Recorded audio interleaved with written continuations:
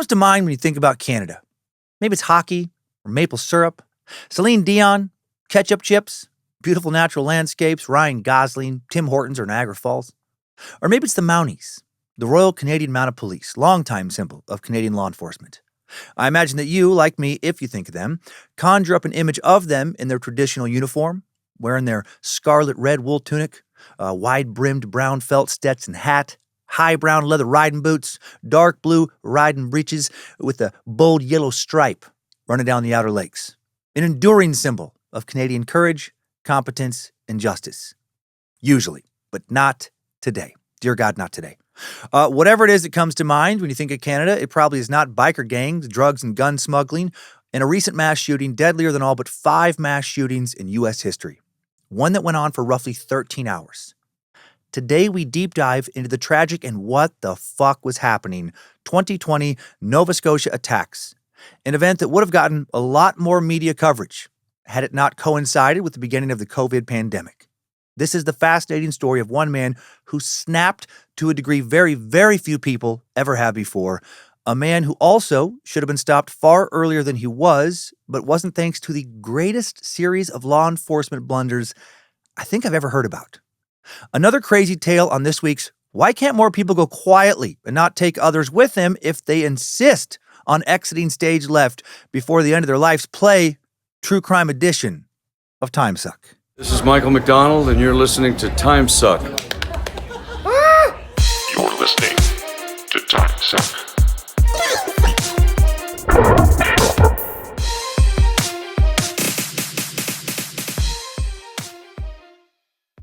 Well, happy Monday. Welcome or welcome back to the Cult of the Curious. I'm Dan Cummins, the master sucker, faith healer, who's been tinkering around with harnessing the power of Satan to heal you. Don't knock it till you try it. And you are listening to Timesuck. Hail Nimrod, hail Lucifina, praise be to good boy Bojangles, and glory be to Triple M. And it is June already. I mean, not for some of you space lizards, listen to this early, but even for you, it's almost June. And good news, we're all surviving. Some of us are even thriving. If you're not thriving, you're dying! Really good news. Not a single one of you is dead right now. Not fucking one of you. I don't think. But I kind of hope at least one of you is now that I really think about it, because that would mean that this podcast is being listened to by at least one ghost or zombie or perhaps a ghoul or something. I'll take any of those options.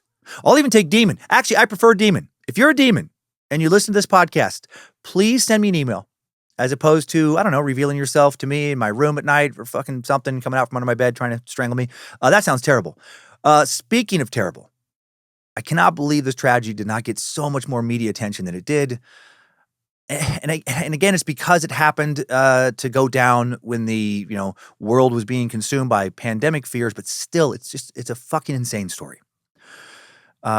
This story would have been a huge, huge media sensation had it not happened to coincide with the pandemic. And maybe it was covered much more in Canada than it was here in the U.S., but I don't remember hearing about this thing like much at all, just barely, like a blip in the news. It is a very unusual example of a mass shooting because the shooter in this instance did not kill all of his victims in one place. He went to a whole bunch of places, one right after another in quick succession, with some sleep randomly thrown into the middle of it, over more than 13 hours, creating so much confusion and pain, so many fires set, so many people who were probably shot before they even had the chance to process what was actually happening. Let's get into this.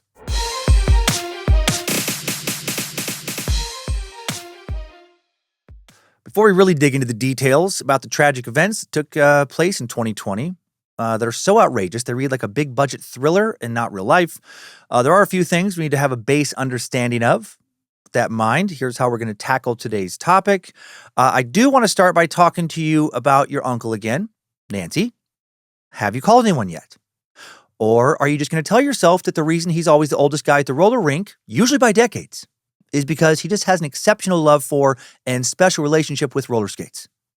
Your stubborn denial disgusts me, Nance. It really fucking does. That out of the way again, we're going to learn a little bit about the history of the RCMP, which stands for, of course, Really Cool Mommy Puss. No, it doesn't. That was just the weirdest, creepiest thing I could come up with quickly. That starts with the letters RCMP. RCMP stands for the Royal Canadian Mounted Police. Maybe it also stands for really cool mommy puss. I don't know what kind of acronyms you're throwing around in your personal life. We're going to start with a little bit about their history, how they function across Canada. Then we're going to set the scene further by examining the culture and overall ethos in Nova Scotia. And then right before we jump into our Timesuck timeline, we'll learn more about our shooter. Talking about the perpetrator of this kind of violence is tricky on the one hand. Learning about the shooter's history will give us a better perspective on the crime and maybe some understanding of the why behind their violence. But on the other hand, too much attention to the perpetrator can come across as giving infamy or perceived glory even to somebody who's committed these atrocities. And that could, lead to others wanting to commit copycat crimes. In this case, I do believe some of the personal history is very relevant, as I do here with all the dirtbags we cover, and that it also doesn't excuse or mitigate any responsibility for the violence that occurred. And also, while he'll get, some more infamy, this dead fucking loser won't get any glory here, because he certainly doesn't deserve any. I don't think my take provides fuel for copycat crime fire, because I consistently think these assholes are pathetic cowards and losers. Anybody can take a fucking loaded gun and kill unarmed defenseless people. Just like anybody could throw a fucking baby into a fire or tape a bomb to a puppy. Doesn't take skill or intelligence or any kind of specialness to do super evil shit.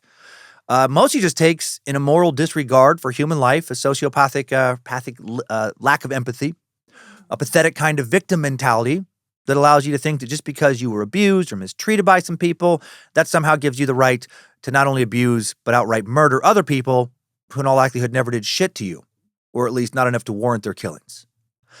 Once we're all on the same page as far as context goes for this, then we'll head into our Timesuck timeline. And finally, after we learn what happened that April, we'll talk about the aftermath of the investigation and the conspiracy theories that have sprung up around it. So now let's saddle up, learn about the history of the Mounties, the law enforcement agency that would eventually bring this guy down, maybe not quite as quick as they should have. The history of the RCMP is nearly as old as the history of Canada as a nation is. In 1867, Canada became a self-governing dominion under the British North America Act, uniting its colonies into one federal country. And then the very next year, the Dominion Police were formed as the first federal police force with jurisdiction over the entirety of Canada, built from the Western Frontier Constabulary, which had been in existence since 1864. However, the Northwest Territories didn't quite yet have provincial status, and they were too large for the small Dominion Police to cover. So, in 1873, Parliament passed an act that allowed for the creation of the Northwest Mounted Police. The original intention was for the NWMP to be used only for a decade or two as the Canadian government further developed and expanded, that eventually a bunch of dudes on horses would no longer be needed to patrol a big rural Wild West kind of area, that they would be replaced by foot patrols and later officers and automobiles. However, the NWMP developed into such a popular Western institution, they were so romanticized in a sense and felt so especially, Canadian, that the government in Ottawa decided not to phase them out long after the frontier conditions they were designed to provide law enforcement for had ceased to exist.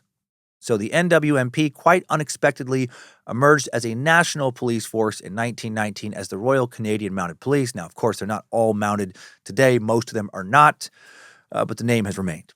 Legislation in 1920 came into effect that absorbed the Dominion Police into the RCMP, added federal policing in eastern Canada to the RCMP's duties, and also moved the RCMP headquarters to Ottawa from Regina. Since 1920, the RCMP has been the policing agency for the Canadian federal government. Closest U.S. equivalent would be something like the FBI or the DEA, but that's not really entirely accurate because the RCMP oftentimes also handles local policing efforts. Really, the RCMP is kind of like the FBI, the U.S. Marshals, state police, and local police all rolled into one in many jurisdictions. But that doesn't mean that local police don't exist in many places in Canada. Major cities like Vancouver, Toronto, and Calgary, they have their own independent, locally run police departments, such as the Toronto Police Service. In cities like these, you won't see the RCMP handling local 911 calls or routine patrols, but in a bunch of small towns and mid-sized cities, the local municipality will often contract with the RCMP to act as their local police force. In these areas, the RCMP performs the exact same day-to-day duties as a standard city police department. This is one of the main reasons that the RCMP has become so synonymous with Canadian law enforcement. They're fucking everywhere. Back in 1928, the federal government started to lease the Mounties out to the provincial, lower-level governments at a loss. The deal was that the federal government would subsidize the cost of policing at 60% if a province used the RCMP. The only ask for this subsidy was if needed, the RCMP could be called on by the federal government to assist with federal investigations or national emergencies. Out of the 10 Canadian provinces, 8 chose to disband their police and utilize the RCMP instead. Ontario and Quebec declined. The Ontario Provincial Police and the Sûreté du Québec, both strong established institutions, blocked contract Mounties from their provinces. In Nova Scotia, where our tragedy took place, there are 10 local municipal police forces in larger towns and cities like Halifax. But in a lot of the small towns where our killer was killing, there was only the RMCP, or RC, my gosh, this acronym, RCMP. I want to flip it around. And it would be on the RCMP to bring down the shooter. But now let's look more broadly at Nova Scotia. Nova Scotia, one of Canada's 10 provinces, on the east coast of the country and continent, is a part of the Maritimes region, a region that includes Nova Scotia, New Brunswick, and Prince Edward Island. The land is the ancestral home of the Mi'kmaq people who named the area Mi'kma'ki. Today, First Nations people make up just 5% of the population, and also randomly, at least to me, Nova Scotia has the largest Scottish Gaelic-speaking population outside of Scotland itself. I didn't know there was any Scottish Gaelic-speaking populations in the world, actually. It's the only place in North America where Scottish Gaelic has been continuously spoken as a community language since the late 18th century. I guess that makes sense because Nova Scotia is Latin for New Scotland. Here are some other random facts, some history about Nova Scotia. It's been called Canada's ocean playground because of approximately 13,300 kilometers / 8,264 miles of coastline. With so much ocean, Nova Scotia also home to 12 whale species, including the incredibly rare and endangered North Atlantic right whale. 50,000 tons of lobster, roughly, are hauled from Nova Scotia's waters every year. Historically, Nova Scotia's industry has been tied to the sea. There are also over 23,000 kilometers, over 14,000 miles of roads in Nova Scotia, and many of them are small, rural, and unpaved. So many roads for the shooter to sneak around on certainly helped him avoid capture. Also, Halifax has about half of the province's population, approximately 545,000 people. Nearly 1.1 million live in the entire province. Outside of Halifax, Nova Scotia is considered to be incredibly rural, as is most of Canada. Residents sometimes called Nova Scotians, but have also sometimes been referred to as Blue Nosers since the 1760s, a term that likely refers to early Nova Scotian sailors who would be out in the cold weather and get a fucking blue nose. Or from early settlers who would eat a lot of blue potatoes and herring.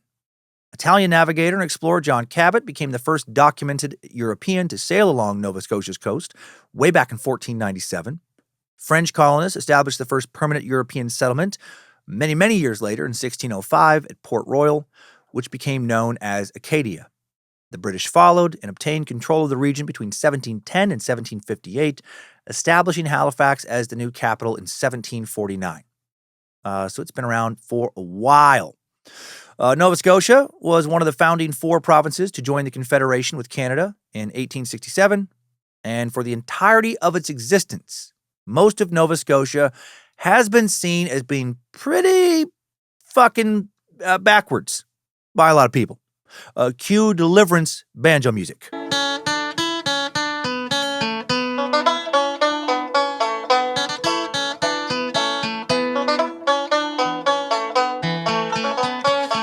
Yeah, the cult Canadian mockumentary series Trailer Park Boys, that's set in Nova Scotia. The fictional Sunnyvale Trailer Park, which is specifically located in Dartmouth, Halifax, Nova Scotia, based on real people and places in Nova Scotia. Mike Clattenburg, the creator, is from the suburbs of Halifax, and he and the actors drew inspiration from the, let's say, the culture of local chronically unemployed and other unflattering archetypes specific to rural, maritime, eastern Canada. Fucking love Trailer Park Boys. Ray! Can you not throw your dirty old piss jugs around, please? Hey, Dad, got you some more piss jugs? Oh, excellent, buddy. Right on, man. Right, there's gotta be a better system than this peeing in jugs. You're gonna make Barb lady mad. Barb doesn't care, Bubs. It's an empty lot. It's not right out in the open. Just guys throwing fucking piss in the bushes around the trailer park. A lot of the ethos of the Trailer Park Boys is about constantly committing dumb crimes, drinking too much, getting arrested a lot, not doing shit to raise your kids properly, etc. And I will say the shooter's childhood does read like a collection of darker Trailer Park Boys episodes in some ways. Nova Scotia also has a reputation for being a very welcoming, friendly place to live, but also has a long history with motorcycle biker gangs. As of 2021, there were 14 known outlaw motorcycle gangs operating in Nova Scotia. Infamous Hells Angels hitman David Wolf Carroll is from Nova Scotia, was once the leader of the Halifax 13th Tribe motorcycle club gang. The Hells Angels still have a large presence in the area, even though their official chapter was shut down by law enforcement. There's a bunch of support clubs for them there. Other notable MCs include the Highlanders, the Red Devils, the Niners, the Gatekeepers, Bacchus. In recent decades, it seems that these clubs have made most of their money in cocaine trafficking, extortion, and weapon smuggling. And the Nova Scotia Massacre shooter connected for sure to some of these scary fucking dudes. Just about 130 kilometers / 80 miles from Halifax is the small unincorporated community of Portapique, where the attacks originated and the shooter was living. It sits right near the mouth of the Portapique River near the Bay of Fundy. Portapique Beach Road, PBR, is the only official way in and out of this little community. PBR is a winding gravel road that runs from Highway 2, or as the locals call it, the paved highway, for more than a kilometer down to the waterfront. There's about 50 dwellings in the neighborhood, including many trailers and shacks. Majority are seasonal. During the summer, about 250 people might call Portapique home, but that number drops to around 100 during the winter. The big industry in Portapique had been pickling shad, a cousin of herring, and sending it to market down the coast in Boston. But a bony fish like shad couldn't compete with meaty, apparently succulent scrod, as the appetites of Bostonians began moving up the food chain after the First World War. I'd never heard of scrod before, but I gotta say I do love a flaky white fish, and they look fucking delicious. Now the big market for shad is as bait for lobster. And shad, they don't look nearly as good as scrod. Both names suck, by the way. They sound like venereal diseases. Shad are super duper bony. Local native legend is that they used to be porcupines. And an old local fisherman's poem is, "When the Lord made shad, the devil was mad, for it seemed such a feast of delight. So to poison the scheme, he jumped in the stream and stuck in the bones out of spite." There was once a large dance hall on PBR that was busy enough to need a parking lot that could hold 250 cars. But then it closed in 1975 and left a pretty big hole in the area when it came to fun community shit for locals to do. Currently, there are no commercial licensed bars or pubs in Portapique, but back in 2020, there was the Black Bear Lodge. Black Bear Lodge was a large 3,200 square foot building named after a wild bear that the owner had nurtured as a cub and still hand-fed Tostitos to right out of the bag whenever the bear turned up in the yard. A banner touting Miller Genuine Draft hung behind the bar, framed by 2 diagonally mounted 5-horsepower outboard boat motors. The dusty taxidermied head of a moose, so Canadian, with a modest rack of antlers, oversaw everything from its high spot above. The bar sat only 6 people. A bubblegum machine stood for those who might want to chew after the brew. Off to the side, there was a small blackboard that read Lisa's Bar, often written in chalk. Along its walls, the warehouse was decorated with mini bikes and dirt bikes and other collectibles. Off in a corner sat the owner's pride and joy, a replica Captain America model Harley Davidson from the classic 1969 movie Easy Rider. And why am I talking so much about this weird little hole-in-the-wall bar? Well, because the owner of Black Bear Lodge and 4 other properties in Portapique at the time of the shootings was 51-year-old Gabriel Wortman. And he is the man who would start a 13-hour killing spree that would leave 22 people dead and another 3 injured. And now before we dive into the timeline of the actual shooting, let's get a feel for who Gabriel was. His parents, Paul and Evelyn Wortman, married on December 16th, 1967. Gabriel was born on July 5th, 1968, less than 7 months after his parents' marriage. Scandalous. Clearly the devil lived in the Wortman home. For premarital fucking was afoot. For shame! Paul and his 4 brothers, Neil, Glenn, Alan, and Chris, grew up in what's been described as an abusive household. Paul was the second oldest, one of Paul's brothers. His older brother, Neil, told Global News a series of stories about his father and his abusive ways. He said, "I soiled my shorts. He made me put the soiled shorts on my head, inside out, and told me to start knocking on doors of neighbors to show them what I had done. Because I refused to go, he beat me instead." That's fucking insane. Imagine shitting your pants as a kid, right? You're already humiliated. It's clearly an accident. And then your dad's like, "Huh? You shit your pants? Fucking what? Well, you gotta wear it on your head now. Wear your shit on your head. I gotta do this. I gotta make you understand how serious this is. Wear your fucking shit on your head like a hat. And then go show the neighbors. They need to know. They need to know they live next to a honest-to-God shithead." Wouldn't it be great if monsters were real? Like creatures in the closet or under the bed type monsters, but they only attacked people for doing terrible things like that. Like their role was to collectively give humanity a lot of incentive to be nice. And when you did something like make your son wear his own shit on his head, they ruthlessly attacked you. Unsurprisingly, after growing up in a home like that, Gabe's dad, Paul, also became an abusive father. He was reportedly both physically and verbally abusive to his wife, Evelyn, and their son, Gabriel, maybe sexually as well. Family members have told stories that include Paul burning Gabriel's favorite blanket in front of him when he was just 2 years old because he'd become too attached to it. What the fuck? And also forcing Gabriel to shoot the family dog at the age of 10. Are you fucking kidding me? I said, are you fucking kidding me? Right, Miles? I know. I wonder if Dad was mad because he had also become too attached to the dog. Enough, Gabriel! How many times have I told you to stop petting that dog so much? Playing fetch with it. Oh, now you're letting it cuddle up in bed with you? Not in my house. Not raising some pussy. I will not have an emotionally well-adjusted child living under my roof. And a happy dog as well. I'm a miserable fuck who hates myself, and I want you to hate yourself too. So shoot the fucking dog or I'll shoot you. I really do hate so many people in this world. Just truly. Sometimes I think that if I was given the opportunity just to murder around, I don't know, 70 to 80% of the world's population, I just think the remaining, 20, 30% would just be so much happier. Actually, I should probably take that back. That's exactly the kind of mentality that turns somebody into a mass shooter. Let me say I would like to seriously punish 70 to 80% of the world's population. Maybe with a lot of spankings. A lot of fucking hard, bare-bottom spankings with paddles.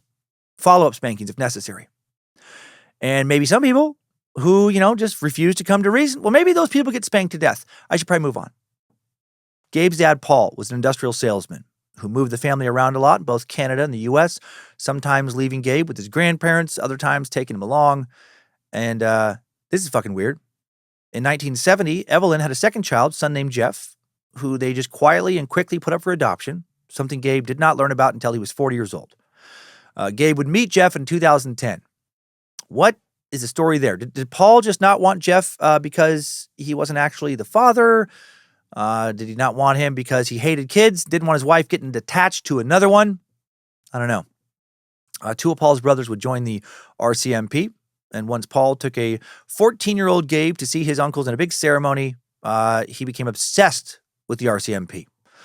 For a while, he wanted to join their ranks. Sometimes he also wanted to kill members of their ranks. But he also collected a lot of their stuff. Collected uniforms, collected a replica vehicle, badges, all kinds of stuff for many, many years.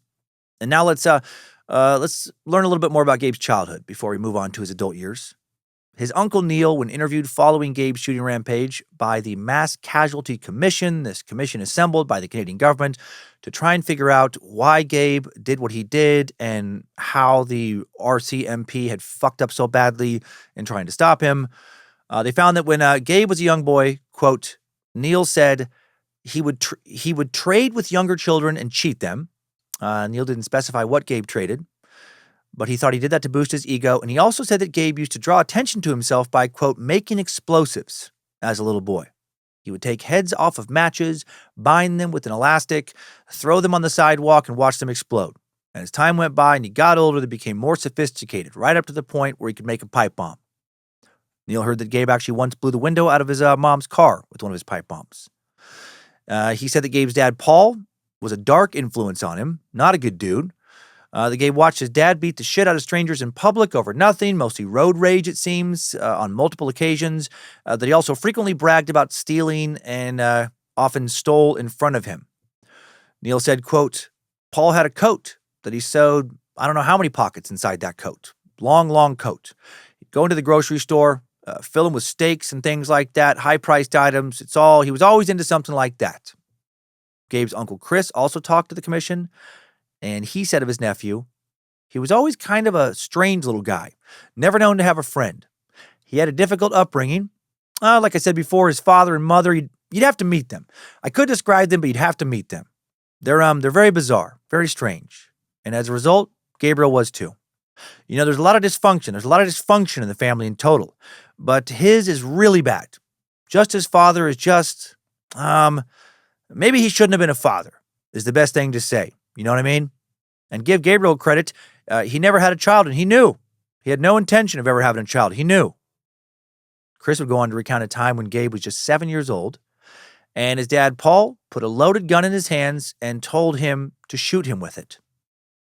The fuck? So many people are so dysfunctional. Uncle Chris referred to his nephew as a career criminal who was just like his dad. That quote, the apple didn't fall far from the tree.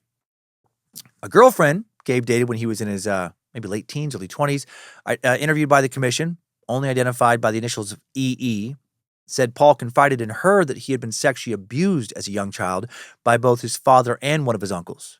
She didn't specify which uncle. Another girl he dated, identified only by the initials of BD, described Paul as a high-functioning alcoholic. Paul was also directly interviewed by the commission. He denied abusing Gabe physically or sexually, but did say Gabe was raised in a violent home and that he yelled at him a lot. Also said that when Paul was around 30 years old, he apologized for abusing him growing up. He said that he said that right after he said that he hadn't abused him. No, I never abused him. But then when he was like, I don't know, 30, I apologized to him for abusing him a lot growing up. Not going to lie, Paul doesn't come across as very bright in his interview. He seems about as dumb as a fucking bag of rocks. Gabe, according to Paul, didn't really care for his dad's apology. He beat the shit out of him. While the family was on a big vacation down in Cuba, he said, quote, he straddled me on some kind of a picnic bench or something and started pounding the hell out of me. I was actually unconscious. I don't know how much he hit me after that, but I remember waking up and there was a couple of us staff were pulling him away. And then he was in a rage, like he was going to fight them. And then the manager comes out and everybody realized this is out of hand. So that was that. And then a bit later he added, my face was pretty smashed up, lost a bit of vision in one of my eyes, but there's no scars on my face. Love how he's trying to find the silver lining in that at the end. I mean, yeah, I can't see out of my left eye. Damn near beat me to death in front of my family. But, no scars, so no foul, as far as I'm concerned. Gabe's uncles heard about this. Uncle Glenn said, Paul and Evelyn, Gabriel and Lisa, and that was his longtime girlfriend, common-law wife, Lisa, were together in Cuba, and they had an argument, of course. Gabriel was drinking, and Gabriel took a turn, got violent. He beat the living shit out of Paul. And Paul didn't even defend himself. He just took it. Said, I deserve this. And he did deserve it. He beat the living shit out of him. I love that story. And again, it does feel like Gabe was raised by characters from the Trailer Park Boys. This is our fault, Ricky. No way, boys. I mean, it's a bit of a shame, but they were just too fucking stupid to survive. Happens all the time in the animal kingdom when you think about it. You dumb rakins and stupid birds, crazy squirrels, porcupines that get hit by cars, and helps over control population. The things that are fucking stupid. Falls into a pond. I mean, those guys basically just cocked themselves over and fucked up. It's not our problem. Survival of the fitness, boys. Survival of the fitness, boys. Fucking love these guys. Uncle Glenn also told investigators that on the evening of Tuesday, June 1st, 2010, a decade before the mass shooting, Gabe told him he was going to drive from Nova Scotia to his parents' place in New Brunswick and kill him. Glenn said he helped talk him out of it, get him to agree that they weren't worth it. Several of Gabe's uncles would recall this and recall talking to Gabe when he was setting on shooting both his parents dead. I'll talk more about this in a bit, getting a little bit ahead of myself. Despite what some of his uncles have said, it does seem like Gabe had some friends in high school. Pierre Little, a former friend and publisher of a Maine newspaper, remembered Mr. Wortman from those days. He wrote shortly after Gabe's death about how the two of them used to, quote, shoot his machine gun, air pellet, or BB gun, I can't remember which, behind his house. Quite a rare air gun for the 80s. Mr. Wortman's high school girlfriend, who wished to stay anonymous, when interviewed by the New York Times, said she was shocked by the news as the man she had grown up with was kind and, quote, always looking out for the underdog. She said he was always so happy, just never angry. Finally, she said that during high school, he was known as the Wheelie King for the wheelies he would often do on his dirt bike, racing past the school. And again, I think of the Trailer Park Boys. Oh, there's the Wheelie King, boys. 1986, when Gabe was 18, he started studying at the University of New Brunswick. His peers there would describe him not nearly as fondly as a few kids from high school. They said he was arrogant, argumentative, and obnoxious. Just basically a real prick. Also, 3 major things happened while Gabe was a student at the university there that we know of. The first notable thing is that during this time, Gabe started going on smuggling runs between Canada and the U.S. Typically, these runs were for cigarettes and alcohol, but may have also sometimes included other items like guns. Smuggling runs would become a lifelong endeavor of his. Also at UNB, Gabe lived in Bridges' house, this dorm, this residence hall, home to 100 male students, where apparently he failed to make friends with a single one of them. Every one of those students who were tracked down and interviewed fucking hated this guy. His housemates said that Gabe would do things like piss on the shared bathroom floor just to be a dick. This leads to the second important incident from his university days. Every April, Bridges' house would give out the Chuck Crosby Award, otherwise known as the, quote, Asshole of the Year Award. Not speaking highly of Chuck there. To the biggest, most unliked loser in residence. Crazy that they had an actual award for that. But I love it. Historically, this award was used to keep residents in line with their behavior and actions. Like, you didn't want to get it. You know, you might hear somebody say something like, don't leave your fucking trash in the common spaces. You're going to get the Crosby. This award was handed out during a major party, was something that residents look forward to all year. I mean, yeah, I bet they typically razz the shit out of whoever won that bad boy. Well, choosing Gabriel Wortman for the Chuck Crosby, not a wise move. He deserved it. I'm sure he did. But he was not a good sport about it. He was fucking furious. He aggressively complained to the administration, lobbying the university to put an end to his public humiliation. In the end, the university terminated the award. It sounds like they made people apologize to Gabe, and that made everyone hate Gabe that much more. His housemates, other students, actually they exploded in anger. They smashed windows in Bridges' house, smashed shower stalls and bathrooms. A bunch of valuable items were ripped off of the walls as roughly 400 students rampaged, just a drunken rampage, through the campus protesting this cancellation. It was called a riot in the news. It actually was published in news wires across Canada. The final major event that happened during Gabe's time at UNB was the deep friendship he made with a New Brunswick lawyer named Tom Evans, a man twice his age, 19 years older than him. Some sources say that Tom Evans was a longtime family friend. Others seem to kind of indicate that he just happened to meet Tom when he was at school. Whichever, of those is the truth, I guess doesn't really matter. During that time period, he and Gabe became very close, like very, very close. It is alleged that Evans and Wortman had a sexual and perhaps even romantic relationship. And let's pause our look into Gabe Wortman to learn a bit more about his buddy Tom Evans. Evans was a creepy dude. According to one source, the 2022 book 22 Murders Investigating the Massacres, Cover-Up and Obstacles to Justice in Nova Scotia by Paul Palongo, quote, he was an enthusiast and gun aficionado who had been convicted of careless use of a firearm for shooting at skeet targets near a children's Bible camp, never mind convictions for tax evasion and selling liquor to minors. In 1986, Evans filed a complaint with the police that a 19-year-old male prostitute whom he had regularly hired for sex had assaulted him. The young man was acquitted.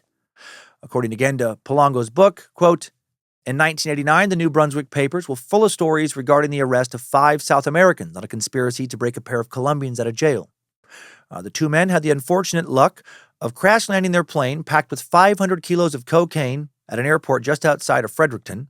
The Colombian cartel that owned the cocaine had sent the 5 men to Canada to either spring him or kill him, as Colombian drug cartels are wont to do. 2 of the 5 men were represented by a deliciously shady Better Call Saul type by the name of Tom R. Evans. In 1990, Evans was convicted of plying a 17-year-old boy with alcohol, less than half his age, quote, seducing him against his will. So, raping him. He spent 3 years in jail, never practiced law again. 7 years after Evans was convicted of that sexual assault, Wortman purchased the Fredericton apartment building where that assault occurred, according to provincial mortgage and court documents. Wortman then allowed Evans to continue to live in the apartment for free in exchange for collecting rent from other tenants, paying the bills, and doing some maintenance work. Tom Evans would remain close with Gabe Wortman until Evans' death in 2009, at which point he would leave everything to Gabe in his will. And that included cash, real estate, a Ruger Mini 14 semi-automatic rifle, one of the guns Wortman would use during his rampage. People who knew both men have said the pair traveled frequently to the United States together and then smuggled cigarettes, alcohol, and probably other illegal items such as guns back across the border using a sailboat Evans owned, one that Wortman inherited. Wortman's uncle, Glenn, who shared an apartment with Evans when the pair first met, said that he knew Evans was a bad influence and that at one point he tried to warn his nephew's parents, saying, quote, "I said to his parents, get Gabriel the hell away from Tom Evans. He'll only get him in trouble." So, strange pairing, these two. Now back to Gabriel after graduating from UNB. Gabe's first post-college job was working as a mortician. Pretty creepy in hindsight. After a little while, he switched his profession to becoming a denturist. Some close to him say it was only because there wasn't enough money in being a mortician. And Gabe was apparently very financially motivated. So what is a denturist? Well, according to denturist.org, it is a dental health care professional who provides denture care directly to the public. A denturist is an independent, self-regulated professional. Denturists are recognized as being experts in the provision of complete and partial dentures directly to the public. I would define a denturist quite a bit more simply as a person who builds fake chompers for real mouths. I mean, that's the gist, right? In the early 2000s, after becoming a denturist, Gabe moved to Portapique, opened his denture clinic right in town. Around that time, Gabe met and began a relationship with a woman named Lisa Banfield. Maybe bisexual, I don't know. Lisa would later be interviewed by investigators who were part of the same mass casualty commission that interviewed Gabe's uncles, and she would say that she thought Gabe did not like women, quote, because of his mother. Because growing up, his mother really wasn't there for him at all. Like she was battered from Paul and abused, but yet she enabled a lot of the abuse to go on. She witnessed it. Banfield added that according to Gabe, his mother Evelyn, quote, didn't protect him from Paul at all. I mean, at times, even Gabriel would tell me that in school, like if he did something, he would tell Evelyn and say, don't tell. And he called them Evelyn and Paul, by the way. He never called them mom or dad, ever. And she would tell on him all the time, knowing that he was going to get beaten or whatever. And then she said she was sorry, but she kept doing it every time, so he couldn't trust her. He never trusted anybody. What he said his whole life. He never trusted anybody was what he said his whole life. Lisa said that as a result of this, Gabe, quote, had no respect for women, no respect for his father. It is always interesting when these guys, and we've come across this so many fucking times, right? They're like serial killers, mass shooters, they're typically men, and they're typically guys with mommy issues. And so often, like, dad will be abusive, mom won't protect them, but they'll mostly then be mad at mom, which is a really fucking weird take. Not that, what she's doing in the situation is good, but you should definitely be mostly mad at dad in this situation since he's, the guy doing the fucking beating, right? Isn't that fucking worse than not protecting somebody for being beaten? Neither are good, but the one person isn't actively going out of their way to just fucking hurt people. Crazy. I guess it's just, somehow just easier for a lot of guys to be mad at mommy. Interestingly, in hindsight, right after Gabe moved to town, a number of small fires started popping up in a number of commercial spaces. The boy who loved making bombs apparently still loved to see some destructive heat. At the time, Gabe was obsessed with acquiring property, particularly in Portapique. He was never charged with any type of arson, despite being strongly suspected in many, but he did buy at least 2 of the burned properties at a very reduced price on October 29, 2001. And that same day, the now 33-year-old man attacked a 15-year-old boy who was standing at the bus stop out in front of his new property. Not on his property, just next to it. Gabe allegedly yelled, "You're too close to my building!" And then he started punching and kicking this kid. The boy told a reporter for Global News, quote, "Then he had a friend who came over from around the corner, hit me with a crowbar. Then the 2 men stomped on my head and all over my body." Holy shit. Gabe was charged with assault, his first criminal conviction outside of a 1997 speeding ticket. Wortman pled guilty to a minor assault. The judge approved the plea bargain, gave him a conditional discharge, and placed him on probation for 9 months. Fined a meager $50. Absurd. Fucking the crazy soft punishments for violence will just never cease to annoy me. There's 2 more incidents from Gabe Wortman's past I should mention before I methodically walk you through his 2020 killing rampage, minute by minute, hour by hour. In June of 2010, Gabriel Wortman met his brother, his half-brother, Jeff Samuelson. Not his half-brother, sorry, full biological brother. Jeff Samuelson, the kid who'd been placed up for adoption back in 1970, shortly after his birth, as I'd mentioned. According to author Paul Palongo, quote, "The occasion was a birthday party for their father. Paul Wortman, a man Mr. Samuelson, had met only a few months earlier after spending years trying to track down his birth parents. But instead of a feel-good gathering and the beginning of a new relationship, the Portapique reunion quickly dissolved into an ugly fight between Mr. Wortman and his elderly father over title to a property, according to a number of people at the party. Police were called after the denturist threatened to kill his father. Halifax police investigated Gabe for making death threats and being in possession of illegal weapons, but then strangely never pressed any charges. Following this incident, Gabe cut ties with his parents completely and permanently. He would hang up on them if they called, and he told his girlfriend Lisa to not speak with them either. And then finally, there was an incident in 2011 when he threatened to kill an RCMP officer. Sounds like the police learned about the threat thanks to some tips from family members who asked not to be identified. On May 3rd of that year, a warning about Gabe's threat to kill an officer was distributed to law enforcement agencies in Nova Scotia through a Criminal Intelligence Service Nova Scotia bulletin. Sergeant Pure would write the following day in a report, "I feel that this is a viable threat to police. I contacted the perpetrator's father, Paul Wortman, in Moncton, asked him if he has seen or spoken to his son lately. Paul advised that he saw his son early in the year at a hotel in Moncton where property was signed over to the perpetrator. The Wortman family is very dysfunctional, and Paul advised that he and his wife have not seen nor spoken to the perpetrator since the hotel meeting. Paul advised that he is very concerned about his son's mental state. The perpetrator is a heavy drinker. He is extremely intelligent and very wealthy, and even though Paul does not associate with his son, Paul feels that the perpetrator still has weapons in the Portapique cottage." Officers spoke with Gabe after that, but then again, no charges filed. I think we have a pretty good picture of what Nova Scotia is like now and who Gabe Wortman was before he would make national and global headlines. Dude had a lot of anger, was prone to violence, was raised in violence, had a very dysfunctional upbringing and current family situation, may have been confused as to his sexual preferences, talked seriously about killing people, and then in 2020, he fucking snapped. Holy shit, did he ever. Let's look at exactly how in today's Timesuck timeline. Strap on those boots, soldier. We're marching down a Timesuck timeline.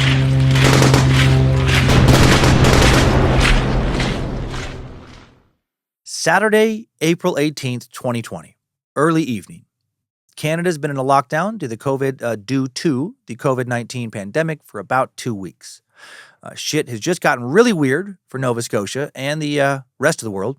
Everyone's more stressed out than normal, right? We're all wondering what's coming next. How deadly is this virus? How crazy are people around us going to get? Will the stores be shut down? Will we be able to buy enough food to survive? This might sound dramatic to a lot of you, but I remember around here, a lot of people getting real apocalyptic during those early weeks very quickly. Getting very paranoid, people literally getting into physical fights at the grocery store over toilet paper and eggs and milk. I remember having a hard time finding ammo because it quickly sold out all around town. Early this evening, Gabriel Wortman has a unnamed local woman over at his Black Bear Lodge, and the two are drinking heavily and fooling around. This is a woman who is not Gabe's longtime girlfriend / common-law wife, Lisa Banfield, but someone he apparently had an on-again, off-again relationship with, not named in sources. Gabe allegedly has this woman talked into combining two of his favorite things, a striptease and dressing up like somebody in the RCMP. Seriously, quite the Saturday night, right? A lot of Hail Lucifina. She was giving him a striptease wearing an RCMP uniform while also laying on top of a replica RCMP patrol vehicle that he owned. This car had been made to look like a nearly perfect copy of a patrol car, complete with a light bar, insignia decals, its own fake fleet number, 28B11. Is that how you expected this tragic night to begin? Yeah, me neither. Sounds like he should have been pretty fucking happy about how his life was going that evening. At around 9 p.m., the local Nova Scotia RCMP office posted to their Twitter account, At RCMPNS, the tweet was decorated with a GIF depicting a sleepy gray tabby cat lying on a bed and waving goodnight. It's Saturday, and our hashtag 9 p.m. routine is complete. That means we get to relax for the evening and sleep in tomorrow. Are you done with your hashtag lockup? When you are, share this post. More than a year earlier, the RCMP had begun promoting hashtag 9 p.m. routine, a program actually developed in 2017 by the Pasco County Sheriff's Department in Florida. At 9 p.m. every night, the Mounties sent out a tweet or a Facebook post encouraging people to avoid becoming victims of crime by locking and securing their cars, homes, and garages at night. This was not something that they had just started due to the pandemic. It is unclear exactly what happened between Gabe partying at his bar with his lady friend at 9 p.m., but around 9 p.m., Gabe, drunk by the sounds of it, got into an argument with and then violently assaulted his live-in girlfriend, Lisa Banfield. She'd gone to bed early that night, and then he had woken her up, dragged her out of bed, pushed her into the back of a decommissioned RCMP vehicle, right, that same replica cruiser that he had just been used for the striptease a few hours earlier. A fucking crazy turn of events. But again, he's drunk, and according to a lot of people, dude had a bad and unpredictable temper. You just never knew what might set him off. He handcuffed Lisa in the back of the cruiser, told her that if she tried to escape, he was going to kill her. Like most police cruisers, the front and back are separated by plexiglass, and the back doors do not open from the inside. And this replica was legit. Lisa went on to write a memoir titled First Survivor about her relationship with Gabe and also this fateful night. So let's hear about how this rampage began to unfold in her words. She said, "I don't know how long I was in bed when I heard him return from the warehouse. I heard a weird whooshing sound. What's he doing? I pretended to be asleep when Gabriel opened my door. If I ignored him, maybe he would just leave me alone. But he didn't. He stood over my bed and began screaming at me, 'Get up!' He ripped off the blanket, exposing my naked body. I was alarmed, but tried once again to redirect him as I pulled the covers back up and told him to go to bed. This time he persisted and kept yelling at me to get up. He was in a mood, and he wanted to fight. This was not going to be good.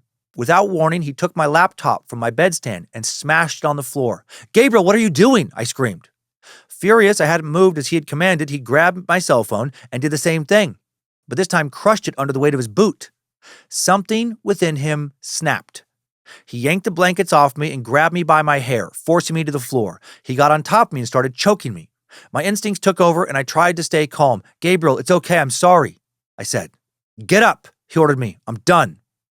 I was trying to talk him down. 'Gabriel, what's wrong? What's happening?' He wasn't having any of it. 'Oh, you stubborn bitch,' he said. 'You got a little Beulah and Gilly and you.' Then he pulled me up by my hair. I tried cradling my head to ease the excruciating tension of my scalp. As I stood up, he kicked me in the stomach, sending me backward onto the corner post of my bed. The solid log post of the Amish pine frame offered no flex as I felt and heard my lower back crack. I dropped to the floor, wincing in pain, and lost my breath. Stunned, I froze. I wanted the beating to stop. 'Get up!' he barked at me again. I tried, but it was so painful. Before he could hit me again, I found my inner strength and used the bedpost to get up as he demanded. Still naked, I braced myself before he hit me again. 'Get dressed,' he yelled. He opened up my closet door. I grabbed whatever I could get on quickly, a pair of tights and a thin black top. 'Let me get my purse? I need my purse,' I said. 'You don't need your purse,' he yelled, grabbing me by the right wrist. He tied something around it. I think it was from a bathrobe belt in my closet. I'm not sure, but it was a soft material. I couldn't think clearly or process what was happening. 'Let's not forget my gun. I need my gun,' he said in a calm, matter-of-fact way. He dragged me around the house. We went through the kitchen to his bedroom. 'Be careful, it's slippery,' I heard him say. 'Are you kidding me?' I thought. 'You just beat the shit out of me? Now you're worried I might slip?' He walked past the open safe that contained $60,000 without taking any of it. He was in his own zone as he entered his bedroom. He grabbed his black handgun, tucked in a nook of the adjoining sunroom. We walked down to the landing by the front door where he picked up a jerry can of gas and threw it into our sunken living room. I put my bare feet into my sneakers when, in a calm, eerie robot state, he said, 'Turn around.' And as I did, flames erupted. It was surreal. I knew he had lost his mind. Gabriel would never damage the home he took so much pride in creating. I had to get free. I had to run. Still tethered by the rope belt or whatever it was, we moved from our deck to the driveway. He doused our white, decommissioned car with gasoline but didn't light it. Instead of screaming at him, I tried to stay calm and offered him a way out. 'Gabriel, it's okay,' I said soothingly, even though it was anything but okay. 'Gabriel, I'll tell them I accidentally started the fire. I'll take the blame. It'll be okay. Please, Gabriel, don't do this.' It's too late, he said. You'll never look at me the same way. He pulled me to the road as the flames engulfed our home. I dug my heels into the gravel, trying to slow his pace. Gabriel, please don't do this. We can get through this, I pleaded. It's too late, Lisa. You told me if I ever hit you again, you'd leave. I'm done, he said. I dropped to the ground and tried to kick him away. He ripped my sneakers off, threw them in the opposite direction on the road. You can't run now, you little bitch, he said. I didn't know how to stop him. He'd gone too far, needed help. At the end of the night, I'm going to die, he said coldly. You won't die as long as you don't run away from me. His eyes darkened, stark and distant. I didn't see Gabriel anymore. It was like there was no light in them. Forcing me to my bare feet, he dragged me across the road to the entrance of the woods. I cried out in pain. On the path back to the warehouse, adrenaline kicked in. I thought if I could just get out of my unzipped coat and run, I could escape. He wanted me to go in front of him. I knew this path as well as him, but in the dark I struggled to get my bearings. I reacted instinctively, shifting my shoulder. I got out of my coat and fled. I couldn't see anything. I tripped over some kind of root. I tried to hide, but he had a flashlight, so he found me instantly and grabbed me. My stomach churned as he confirmed my worst nightmare. He's going to kill my family. My back throbbed. He ignored my moans as he thrust me forward. I didn't cry. I stayed silent so as not to anger him further. As soon as we came to the driveway, he released me. Don't move. His eyes said it all. I watched in horror as he poured gasoline on all our cars, the white Ford F-150 and his backhoe. He calmly unlocked all the deadbolts and opened the warehouse doors. Once we were inside, he grabbed a set of handcuffs from behind the bar. Give me your hands, he said. Gabriel, you don't have to do this. Please, I begged. He cuffed my left wrist. Give me your other wrist. He was on a mission and couldn't be stopped. We're going to burn down the Dartmouth clinic and then we're going to Marines, he said. Dear God, if he's going to kill my family, just kill me now. I dropped to my knees and covered my face with my hands. A shot rang in my ears. I'd never heard a gunshot up close. It ricocheted off the cement to the right of me. Give me your other hand, he demanded. Gabriel, please don't, I said hysterically. I'm not going to tell you again, he said. Give me your other hand. And then another blast hit the floor on the left side of me. Terrified that my head would be his next target, my entire body numbed. I lost hope. Perhaps exasperated by my refusal to move, Gabriel grabbed my arm and pushed me into the back seat of the replica police cruiser, slamming the car door as he walked away. He tossed guns into the front seat, passenger side. I panicked. I'm trapped. At least I had the use of my hands, but I needed these cuffs off. I struggled to free my left wrist without success. There were no door handles in the back seat, so I kicked at the partition in the front seat. I kept kicking with my bare feet while he was out of sight. The plexiglass didn't break or crack. I thought, if I am to survive, I will need to use my hands and get this cuff off. I felt confined and restrained. Desperate, I kept clawing to get the handcuffs off my left wrist. My skin was breaking beneath the metal of the cuff. I have to escape. I stopped moving when I saw him come in from the outside. He didn't even look at me as he went upstairs to the loft apartment. Almost trance-like, my body stilled. I retreated to the innermost safety of prayer. Miraculously, I finally ripped free of the cuffs. My left wrist bled from the fresh claw marks. I still have the scars as a lifelong reminder of my terror and survival. Fight or flight, I did both.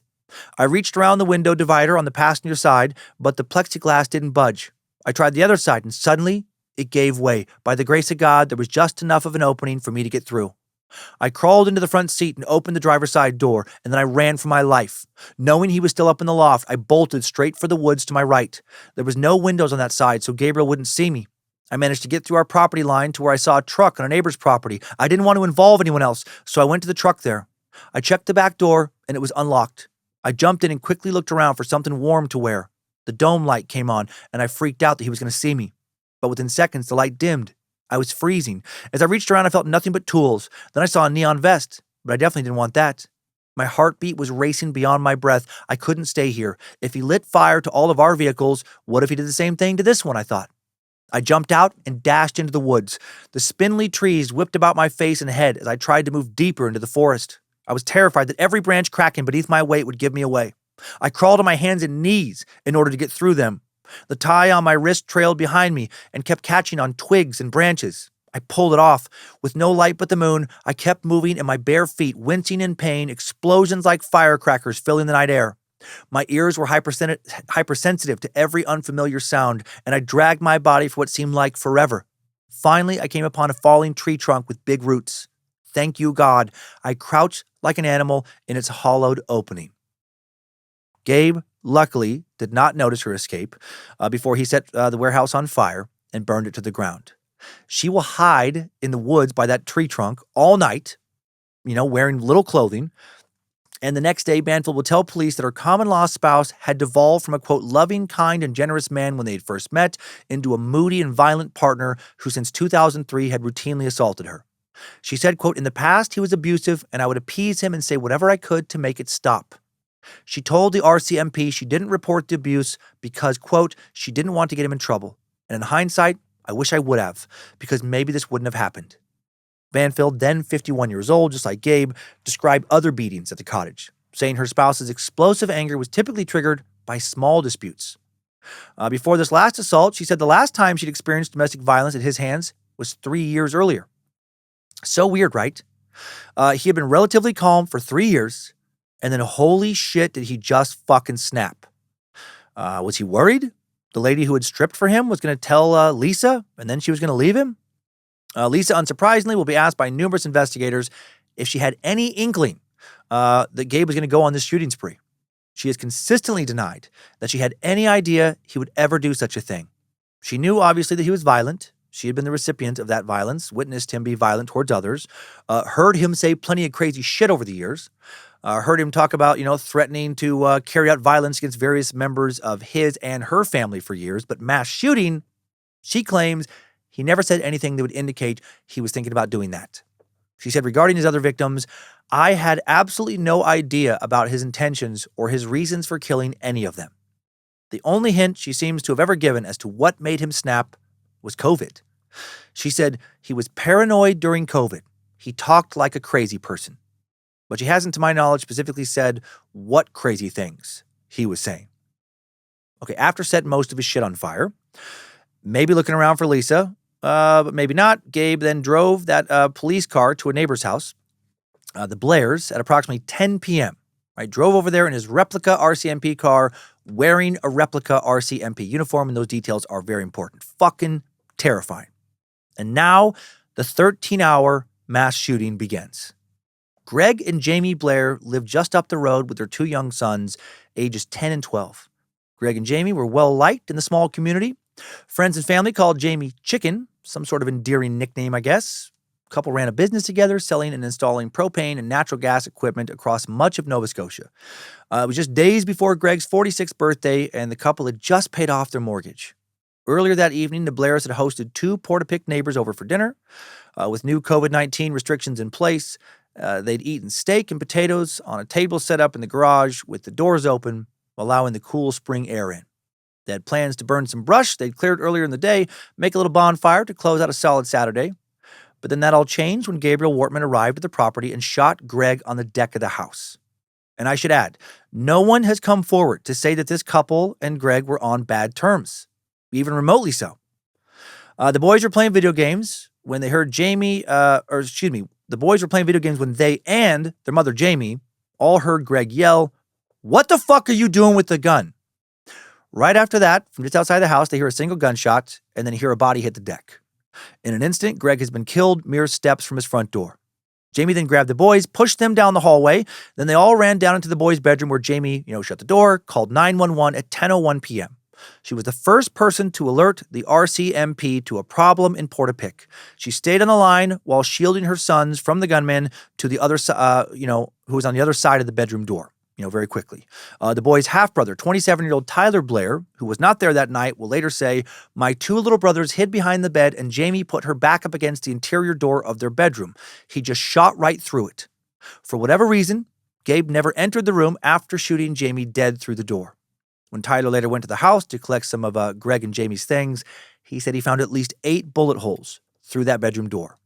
He said, quote, "There's one that actually went through the mattress of the bed where my little brothers were hiding and probably missed them by about a foot." Right? How fucking terrifying for those kids. After witnessing their mother die and after hearing their family dog be killed and the family cat be shot to death in the living room, and also, they've just heard their fucking dad be shot to death, the young boys soon realized the gunman was trying to set the house on fire. The older boy found logs from the wood stove strewn across the floor. The propane stove was on, with hot dog and hamburger buns thrown on top near the flaming elements. So they bolt through the woods towards their nearest neighbor's house, the home of Lisa McCulley, to seek help. Lisa McCulley was a 49-year-old elementary school teacher who was very involved with her church and the kind of person you could call if you were in trouble. She'd moved herself and her 2 kids to Portapique, to be closer to nature. When she was not playing guitar, she was spending her free time hiking, doing yoga, or just playing with her kids. The Fifth Estate, a Canadian investigative documentary series that airs on CBC, obtained some footage of Lisa playing her guitar and singing with her kids not long before she died.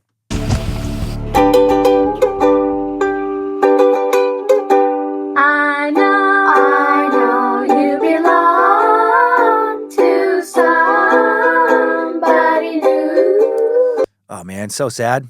Earlier this evening, she'd enjoyed the saltwater air during her nightly ritual at this time, which was a peaceful walk along the shore. She loved living in this area. She actually lived directly across from the workman's garage, though dense spruce trees usually blocked the view of anything beyond the driveway and the metal gate he normally kept locked. She noticed the flames from his garage burning, left her 2 kids home after she put them to bed to see if she could go help in any way. Right? So extra sad. She literally died going to help the neighbor who would kill her. Clearly, she wasn't worried about him. Again, the 2 apparently had no bad blood between them, at least none that she knew about. Gabe saw Lisa approaching, shot and killed her around 10:08 p.m. while driving away from the Blair property. Guessing she walked right up to him thinking he was a cop. She was fearless. She was your classic mama bear. She was so protective of everyone, said her sister, Jenny Kirstead. Kirstead said it was reassuring, or Kirstead, said it was reassuring to learn from the police that her sister had at least died instantly. Apparently she had been shot in the head. The Blair children arrived at the McCulleys and were let in by Lisa's kids just a little while later. All 4 children then hid in the basement under the stairs and called 911 at 10:16 p.m. A RCMP dispatcher tried to keep them calm, told them to wait for someone to come rescue them. These kids would be alone in the house, would not be evacuated for more than 2 hours. What the fuck? Why did it take the RCMP that long to get them out of there? That's a question a lot of people have had. Shortly after Gabe killed again, there was a 3rd call placed to the RCMP. Andrew and Kate McDonald, a couple who lived up the road, jumped in their car to get a closer look at Gabe's garage fire and called 911 around 10:25. In a statement to a private investigator hired by some of the family's victims to try and find out what exactly happened that night, families infuriated by the RCMP, the response to the tragedy, Andrew said that while driving to see what was going on, he and Kate spotted an RCMP vehicle parked in front of his neighbors, Frank and Don Gullichen's blue house at the top of Orchard Beach Drive. He said he told the dispatcher that it appeared that an RCMP officer was already on the scene, but he found it strange that the car was empty and the roof lights were not on. Andrew and Kate continued down the road towards the fire. As they got closer, they realized it was coming from Gabe's garage. Andrew said he thought about calling Gabe and telling him, but then remembered Gabe did not have a cell phone. Andrew and Gabe were friendly. They've been neighbors for nearly a decade. Andrew said that they would have a beer together now and then, talk about working on cars and motorcycles. After seeing the fire, Andrew and Kate turned around, went back up the road, still on the phone with 911 where the operator was trying to transfer them to the fire department. They stopped in front of the Gullinchens, house, noticed somebody was now in the cruiser. Over the cop car and through the kitchen window, the whole kitchen lit up on fire fast, Andrew said. Like fast. So we kind of thought something's wrong. Not very often you see 2 fires at once. And why is there a police officer here? He said. It didn't make sense. But Andrew said the dispatcher didn't tell him what had been going on despite 2 other previous 911 calls, having him in place, letting the RCMP know that there was a fucking gunman in this neighborhood killing people and burning shit. Months later, Andrew told a private investigator that he was still frustrated, infuriated, that he and his wife had never been warned about the danger. He said, so there's 20-some minutes before we called, and they should have told us to get the fuck out of there, but they didn't. Why didn't the dispatcher know to tell us to get out of there because people are getting shot? Great question. When all the details of this came out, basically nobody was happy with how the RCMP handled this. Essentially, it appears like that they flat out had not been prepared for something like this and were used to doing mostly sleepy, non-emergency police work and got complacent and just completely fucked this. Andrew said that he and his wife, Kate, started to drive back towards their house, and then they noticed somebody in uniform was in that RCMP car, and that person started to drive towards them. The car pulled up beside the couple, and he said, I rolled down the window to tell the RCMP officer that 1, we're not lighting the fires, and 2, we're on the phone with 911. Andrew said that was when he saw Gabe Wortman was in the car, that he was wearing the uniform, and Gabe started to fire on them with a handgun. He said, we ducked quickly, and I got shot in my forehead, went through my arm. My wife was okay, but at that point, I saw Gabe. I saw his gun. He had a laser sight on the gun, and thank God he did, because if not, I wouldn't have seen the handgun at all because it was dark. Despite being hit twice, one bullet through the shoulder, the other grazed his forehead, Andrew managed to drive away. And then around 10:26, he encountered the first actual RCMP officer on scene. I told the RCMP officer right away, it's my neighbor Gabe, Andrew said. I told him he had an RCMP car. I knew he had those cars, but I'd never seen them badged. So that's when I first told him it was him in the car. The constable he told this to then immediately relayed that information over his police radio. So now the police definitely fucking know that a guy dressed like a Mountie, driving a car that looks identical to one of their cars, is for sure shooting people and burning shit in this area. And still, they do not put out a safety bulletin. They don't warn fucking anybody, not even other officers, what is happening. By this point, Andrew said there were now 3 officers on scene. The first to whom he had told the information, the second who checked his gunshot wounds to make sure he was okay, and a third who took him and his wife to the end of the road to wait for help. Backing up a little bit, directly after killing Lisa McCulley and 2 other neighbors, Gabe drove his police cruiser south to the home of still more neighbors. 70-year-old Joy Bond and her husband, 74-year-old, Peter Bond, at about 10:10 p.m. Joy and Peter had moved in 2007 to their retirement home in Portapique. Joy had grown up in Back Bay, New Brunswick, had worked at a local sardine plant there. One day, she saw a truck driver waiting by himself to unload a delivery, thought he was cute, offered him some dinner while he waited, and that led to a marriage spanning more than 4 decades. Right? Adorable. The Bonds' adult children say that after 40 years of being apart for long stretches of time due to Peter's job as a truck driver, the couple were doing everything in retirement together. They were closer than ever, even more adorable. We don't know exactly when Joy and Peter were killed. The RCMP would not find their bodies for about 16 more hours. They died inside their home, though. We don't have many details about another couple and their child that Gabe killed either shortly before or shortly after the Bonds. 39-year-old Jolene Oliver and 45-year-old Aaron Tuck had moved with their 11-year-old daughter Emily May to the area in 2014 into a house they'd inherited from Aaron's father. Jolene and Aaron both struggled pretty heavily with mental health problems and alcoholism. They lived off the grid in their small home. They were very hermity, but they were also great people who loved 17-year-old Emily immensely, right? Who doesn't have some fucking problems? Aaron and Emily had spent more than a decade together restoring a 1977 Ford Pinto that was going to be hers on her 18th birthday, which was right around the corner. She loved working on cars so much she planned on a career as a welder. When Emily had some problems in school, Jolene thought learning to play the fiddle might help her out, so she got her some lessons, and the fiddle became a huge passion for Emily. Both the Bonds and the Oliver/Tucks knew Gabe as a neighbor. Just like with the Bonds, Gabe shot Aaron, Jolene, and Emily in their home. Also did not set fire to their house, not to either of these houses. Emily Tuck was still alive at 10:03 p.m. That was the time she sent her last text message to a friend before Gabe arrived and before she knew she was in danger. Family's bodies also would not be found until the late afternoon of the next day. After these additional 5 murders, Gabe retraced his route and drove north past his blazing warehouse and the Blair McCulley homes toward Dawn and Frank Galinchin's house.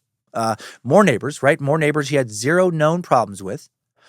Just like he fucking decided to kill everybody in his neighborhood. 65-year-old Don Madsen and 67-year-old Frank Galinchin had moved to Portapique just a year earlier. The couple had just built their dream retirement home, with Frank doing a lot of the renovations himself. They were looking forward to a quiet life where they could enjoy nature, spend a lot more time with family. But then Gabe entered their home, shot and killed them both, and set fire to their fucking dream home so that nobody else in their family could ever have it. Madsen spent just over 2 decades working at the Hillsdale Terraces long-term care home in Oshawa, Ontario, until her retirement in 2019. Her former boss, Spotsy Dublin, would tell CBC News. The residents there held a special place in Madsen's heart. She showed them the kindness and respect she had for them. When she came into the building, her residents were her family. She treated them exactly like they were her family and like they were her best friends, said Dublin. She was like a beam of sunshine. Madsen worked in the home's food service department. She and her husband, Galinshin, had dreamed of retiring in Nova Scotia and spent years saving up for a home they wanted there. During Madsen's last year at the home, said Dublin, the couple were apart, with Galinshin working to fix up the place they hoped to finally enjoy when Madsen retired. She worked so hard to be able to have that home that they had wanted for their retirement, and now that they're together, this would happen, Dublin said. Right, just more great people senselessly killed by a guy who had truly become the definition of a deranged gunman. I wonder if he chose all these people because he just knew they were good people and likely to come out unarmed to talk to an officer. Even if that officer was their neighbor, a guy, as far as they knew, was not an officer, but there were people who would be easy kills for him. Shortly after they died, as I went over earlier, some other nearby neighbors, Andrew and Kate McDonald, who lived on Portapique Beach Road, ended up driving over to investigate the fires, and Andrew got shot but survived. Directly after shooting Andrew now, Gabe turned south down Portapique Beach Road, away from Highway 2 and the responding RCMP members. So within 30 minutes of the first fatality in Portapique, the RCMP has received 3 911 calls about an active shooter situation. Additionally, Jamie Blair, the Blair and McCulley children, and Andrew and Kate McDonald had all identified Gabriel Wertman by his first name and provided other identifying characteristics such as that he was a neighbor and a denturist. These callers each said that Gabe had a police car, and Andrew, at the very least, said he was dressed up as a Mountie. So they provided tons of identifying information, right? They also said that who this guy was, Gabe, one of their neighbors, a denturist. But important information from these 911 calls would not be passed on to responding officers or captured within text-based incident logs produced by call takers and dispatchers. Why the fuck would the RCMP be so dismissive regarding the clear information coming from Portapique community members that the perpetrator is driving a fully marked car, a police car, dressed up like a fucking cop, local denturist? None of that shit gets properly logged or communicated. For some reason, a priority was placed on determining whether all RCMP vehicles in Nova Scotia were accounted for at that time to rule out the possibility that any of those vehicles was involved in the critical incident, instead of just, taking the witnesses' word at face value and getting an important bulletin out. In short, they just didn't seem to believe eyewitness accounts. Absurd and embarrassing. After shooting Andrew McDonald in his car, again, back to that now, Gabe drove to 293 Portapique Beach Road, the home of 58-year-old Joanne Thomas and 69-year-old John Zoll. It's now approximately 10:28 p.m., still less than 30 minutes since the first murder, and approximately 90 minutes since Gabe woke up his common-law wife, Lisa, and started abusing her. Joanne and John had moved to PBR, the place on PBR Road from New Mexico in January of 2017 after purchasing their dream home. Joanne retired early from a career in health services. John was a U.S. Navy veteran who had served his country as a Russian linguist. They've been married for 34 years. Friends and family said they truly loved each other. More fantastic people. Both have been active in multiple projects involving helping the homeless in both Albuquerque and Nova Scotia. They become involved in volunteering in their community in Nova Scotia pretty much immediately after their arrival. They were always looking for ways to improve the lives of others. They'd been instrumental in revitalizing a laundry project at their church in Truro, Nova Scotia. They'd made the project more than just a place for the homeless to do their laundry. They ensured that those using the service had home-baked treats, good conversation, that they knew that other people cared about them. Joanne also served as a board member for TREY, Trauma Recovery for Exploited Youth, TREY. Their house was immediate neighbors with another property that was owned by Gabriel Wertman. Gabe entered their home, shot and killed John and Joanne before also setting fire to their house. And then he quickly killed again. 42-year-old Corey Ellison and his brother, Clinton Ellison, also in his 40s, were visiting their father, Richard Ellison. Richard, not a dick, good dude. The three men had heard gunshots around 10:30 p.m., stepped outside to see what was going on. They saw flames and smoke. Corey decided to go see if he could help. Corey called his dad to let him know that a neighboring warehouse was on fire, another one of Gabe's warehouses at 10:36 p.m. Why the fuck is he burning so much of his own shit? Just so no one else can have it? He took some photos of the fire with his cell phone. After leaving the Thomas/Zoll residence, Gabe had driven his replica cruiser down a trail through the woods on his property from the southern portion of Portapique Beach Road to his warehouse at 136 Orchard Beach Drive. Remember, despite all the miles and miles of roads in Nova Scotia that I mentioned earlier, this is a neighborhood with only one official road out, and there are now officially RCMP on the scene. They've been there for almost 15 minutes. But still, zero fucking warning to the community has been issued. They're not setting up proper roadblocks. No one who has spoken with the police have been told that a shooter is going berserk. At approximately 10:40 p.m. now, Gabe encounters Corey Ellison just south of the driveway of his warehouse and fatally shoots him.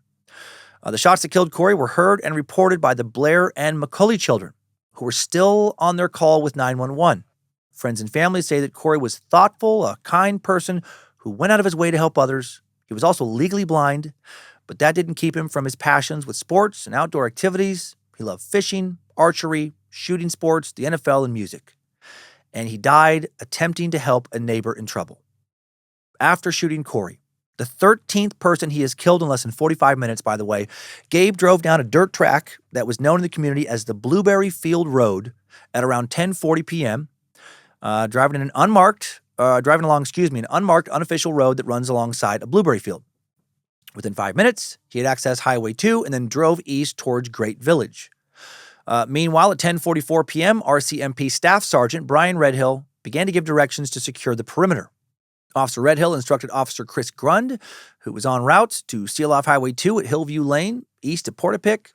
However, at about the same time, Officer Jordan Carroll and Officer Jeff Campbell were also radioing in that they were approaching Portapique from the west, and there was evidently a bunch of confusion as to which officers Officer Redhill was directing his instruction to. So they just keep fucking this up. No containment point would be established on Highway 2 east of Portapique until just after midnight, 12:01 a.m., April 19th. Before that, at 10:48 p.m., Officer Colford broadcast by police radio information provided by Miss McDonald that there might be an alternative route out of Portapique. However, the broadcast was not heard by members then traveling toward the scene, nor by RCMP dispatch, nor by any supervisors who have been engaged by this point. Just fucking par for the course. Honestly, what the fuck is happening? It feels like, and I know it's easy to judge all this from my computer years after the fact, but this feels like this was all of these officers' first day on the job. The replica RCMP cruiser was captured on video surveillance camera in Great Village at 10:51 p.m. Great Village, about 10 kilometers or 6 miles from Portapique. At 10:55 p.m., Clinton Ellison was concerned that his brother hadn't returned home, so he goes outside to look for him, discovers his brother's dead body. He's concerned the killer still in the area. RCMP Immediate Action Rapid Deployment, IARD responders, they observed light from a flashlight around this time from south of them on Orchard Beach Drive. They suspected this person, later determined to be Clinton Ellison, was the perpetrator. The members took up defensive positions on the lawn of the McNully residence. Mr. Ellison turned off his flashlight, fled into the woods, fearing the shooter was hunting him. The IARD responders began to follow him, but then, having lost sight of him and concerned about the possibility of an ambush, they just give up. None of this is making the RCMP look even remotely competent. They can't even track down the wrong fucking guy when he runs off from me. He starts to run away and they're like, nah, it's too dangerous to follow him. It's dark out there. It's scary. So far, they literally could not have fucked all this up more than they did. It's just giving strong, like, Keystone Cops vibes.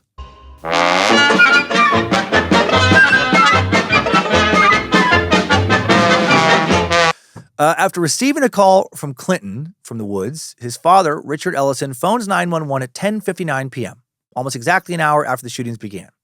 He reported that multiple fires and explosions were occurring on Orchard Beach Drive and that his older son had just contacted him to say that his younger son, Corey, had been shot. At 11:10 p.m. now, Gabe's replica RCMP cruiser is captured by surveillance footage again, later recovered by the RCMP.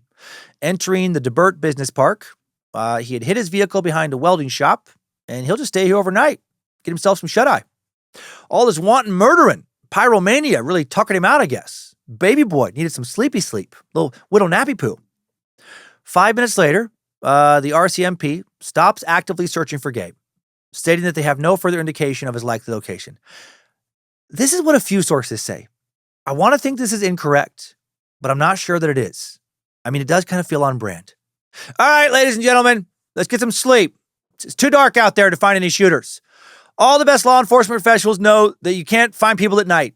It's hard because it's hard to see them, you know what I mean? So how about we just look again tomorrow and just hope that, he doesn't kill anybody. In the meantime, let's just get some good sleep. We'll have a nice old brekkie, get some Scamby eggs, maybe some maple bars, and start over. At 11:32 p.m., the RCMP communicated with the public through Twitter. This is their first tweet. Their first tweet, right? It merely states that they are dealing with a, quote, firearms complaint understatement of the fucking century. They do not mention the RCMP uniform and replica police vehicle details. They don't mention the fires. They don't mention any of the murders. They don't mention the possible, likely identity of the shooter who has been named. They don't fucking mention the fact that they haven't caught or located an active shooter. It's a firearms complaint. That's what and people are advised in the area to remain in their homes because of the firearms complaint. Well done, Mounties.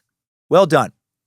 At 12:25 a.m., April 19th now, early Sunday morning, late Saturday night, RCMP officer Chris Grunn uses Lisa McNally's car to finally drive those poor 4 hiding traumatized kids to the Great Village Fire Hall, where a waiting area has been established for ambulances and other non-police emergency responders.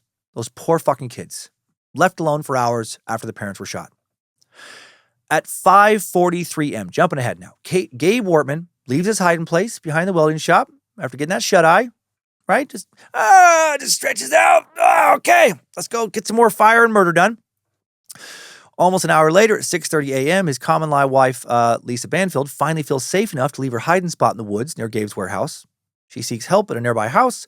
She calls police, tells them about Wortman's replica cruiser uniform assault, right? It's fucking definitely this guy. I live with him. It is Gabe Wortman. Here's the address. This is the car. These are the guns. All the fucking details.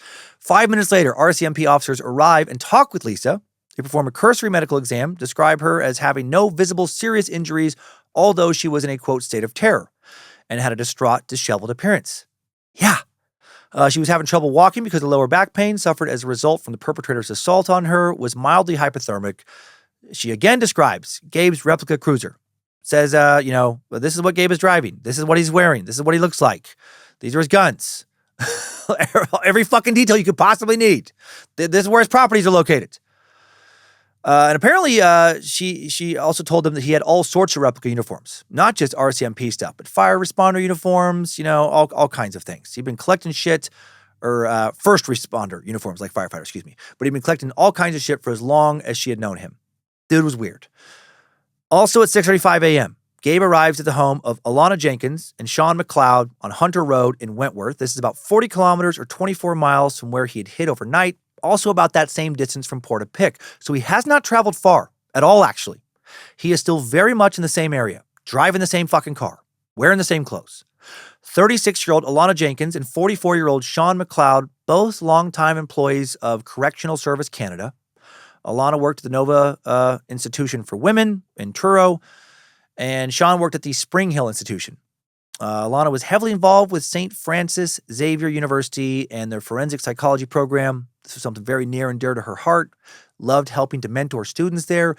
She would find time to balance her demanding job, being a correctional officer and a correctional manager, with volunteering and making time for friends and family as well. Sean's brother says that on the days Sean was not at work, you could typically find him outside hunting, getting dirty while lobster fishing, or just relaxing in the river behind their house. He loved his time in the kitchen, cooking and baking everything and anything as well. Sean's brother also said that Sean and Alana were both constantly doing whatever they could to make life a little easier for those around them. They were a father and stepmother to 2 daughters, both of whom would go on to say that they were tremendous parents. Sean's daughter, Amelia McLeod, has said, quote, "I wouldn't be who I am without him. Like I grew up going fishing, hunting, like he taught me everything. They were really caring, selfless, loving, fun. More good people. So many good people." And just like the others, they were also familiar with Gabe. Sean had met Gabe through a friend in Port-au-Pic. Both he and Alana had socialized with Gabe on a number of times in the past. And again, no one has come forward to say that there was any bad blood between them. Their family doesn't know why Gabe would have targeted them, or what he did during the 3 hours, apparently, he spent in their house following killing them. God, I know I keep beating this drum, but that is what is so especially insane about all this. It doesn't appear at all that he was targeting people he felt wronged by or had vendettas against, but he was targeting people he knew. Gabe entered the Jenkins McLeod home, shot one of their pet dogs, in addition to shooting and killing both Alana and Sean. Dude was killing so many fucking pets, too. Just didn't give a shit. He then stayed, as I referenced, at their home for just over 3 hours, nobody knows why, before stealing Sean's wallet and then setting their house on fire. The house completely burned to the ground, destroying most evidence to the point where there is no way to determine a definitive time of death for Alana or Sean. At 7:55 a.m. that morning, while Gabe is just taking his time, chilling in the Jenkins McLeod home, the Mounties confirm that the replica RCMP of his is not, in fact, among the vehicles currently found at Gabriel's properties in Portapique. Great work, guys. Holy shit.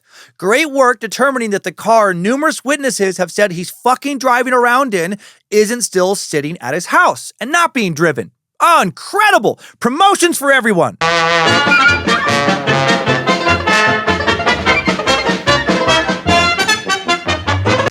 At 8:02 a.m., a second RCMP public communication about all this is released on Twitter. It reads, "You know what this shit rope is, Bubbles? It's a rope covered in shit. Criminals try to hold on to." Then a minute later, another tweet went out that said, "Listen, Randy, whispering winds of shit. They're coming. Shithawks, Randy. Big ones. Swooping down, shitting on people. Dragging them off to a big shit nest." And then finally, 2 minutes later, "You boys have loaded up a double-barreled shit machine gun. And the barrels are pointed at your own heads." Wait, no, those were all quotes from Drunken Officer Leahy from the Trailer Park Boys. No, the real RCMP tweet was public communication number 2. Right, this April 19, 2020, 8:02 a.m., Twitter, hashtag RCMPNS remains on scene and hashtag Portapique.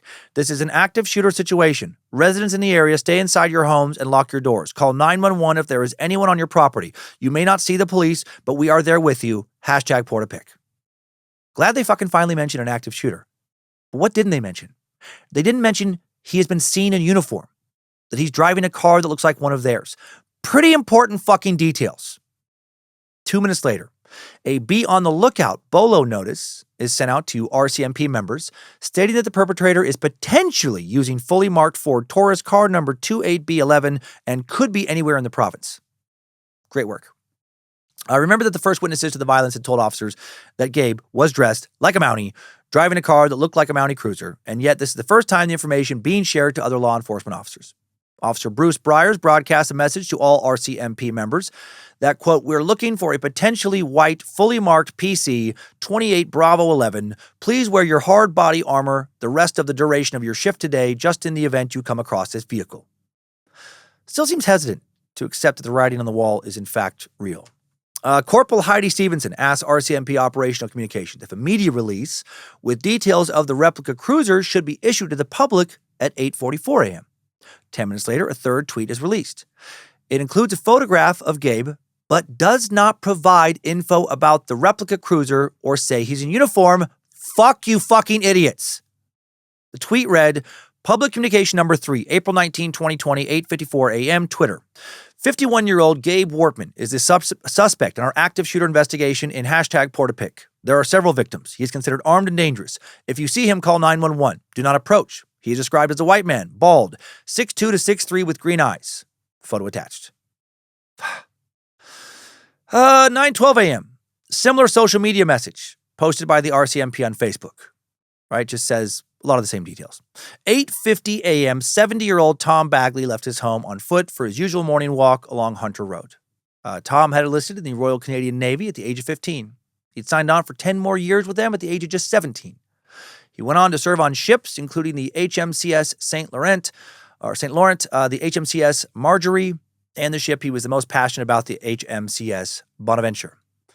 After leaving the Navy, Tom began his career as a crash rescue firefighter at the Halifax International Airport, where he would remain for 31 years. During that time, he also volunteered at both the Enfield Volunteer Fire Hall and the Elmsdale Volunteer Fire Hall for approximately 20 years of service. Just an outstanding human being. Tom had type O negative blood, was recognized by the Canadian Red Cross for donating over 50 times. His community said that Tom was known for his kindness, his compassion, and skill as a storyteller. As Tom approached the burning McLeod Jenkins home just a quarter of a mile from his own, Gabe Wortman shot and killed him. Joey McBurney calls the Oxford RCMP detachment to express concern that he could not get a hold of his neighbors, Sean McLeod and Alana Jenkins, at 9:19 a.m. The detachment phone line, not staffed at that moment. And Mr. McBurney's call is put through to 911. Mr. McBurney informs the RCMP 911 operator that Sean McLeod knows Gabe Wortman and that he is aware of the events in Portapique and explained his connection to Greg Blair, one of Gabe's victims from the night before. The 911 call taker replied that he would pass along the info and that Mr. McBurney might get a call back. This call was not logged on the RCMP's incident activity log, and the info shared by Mr. McBurney was not dispatched to the command post or to responding members. Just another head-scratching move.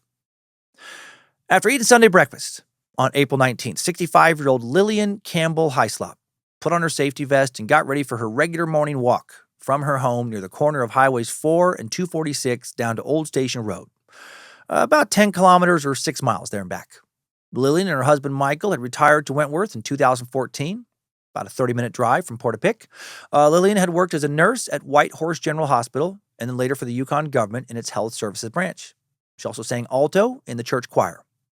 Lillian and Michael raised sled dogs before retirement, were very involved in the mushing community. Michael had once managed the Yukon Quest, a 1,000-mile international sled dog race that runs every February from Fairbanks, Alaska to Whitehorse. In later years, both he and Lillian volunteered at the race, which could take 10 to 16 days to complete over exceptionally rugged terrain. Neither Lillian nor Michael were aware of what was going on with Gabriel Wortman that morning, in large part because the RCMP had done an absolute shit job warning anyone of the danger in their midst.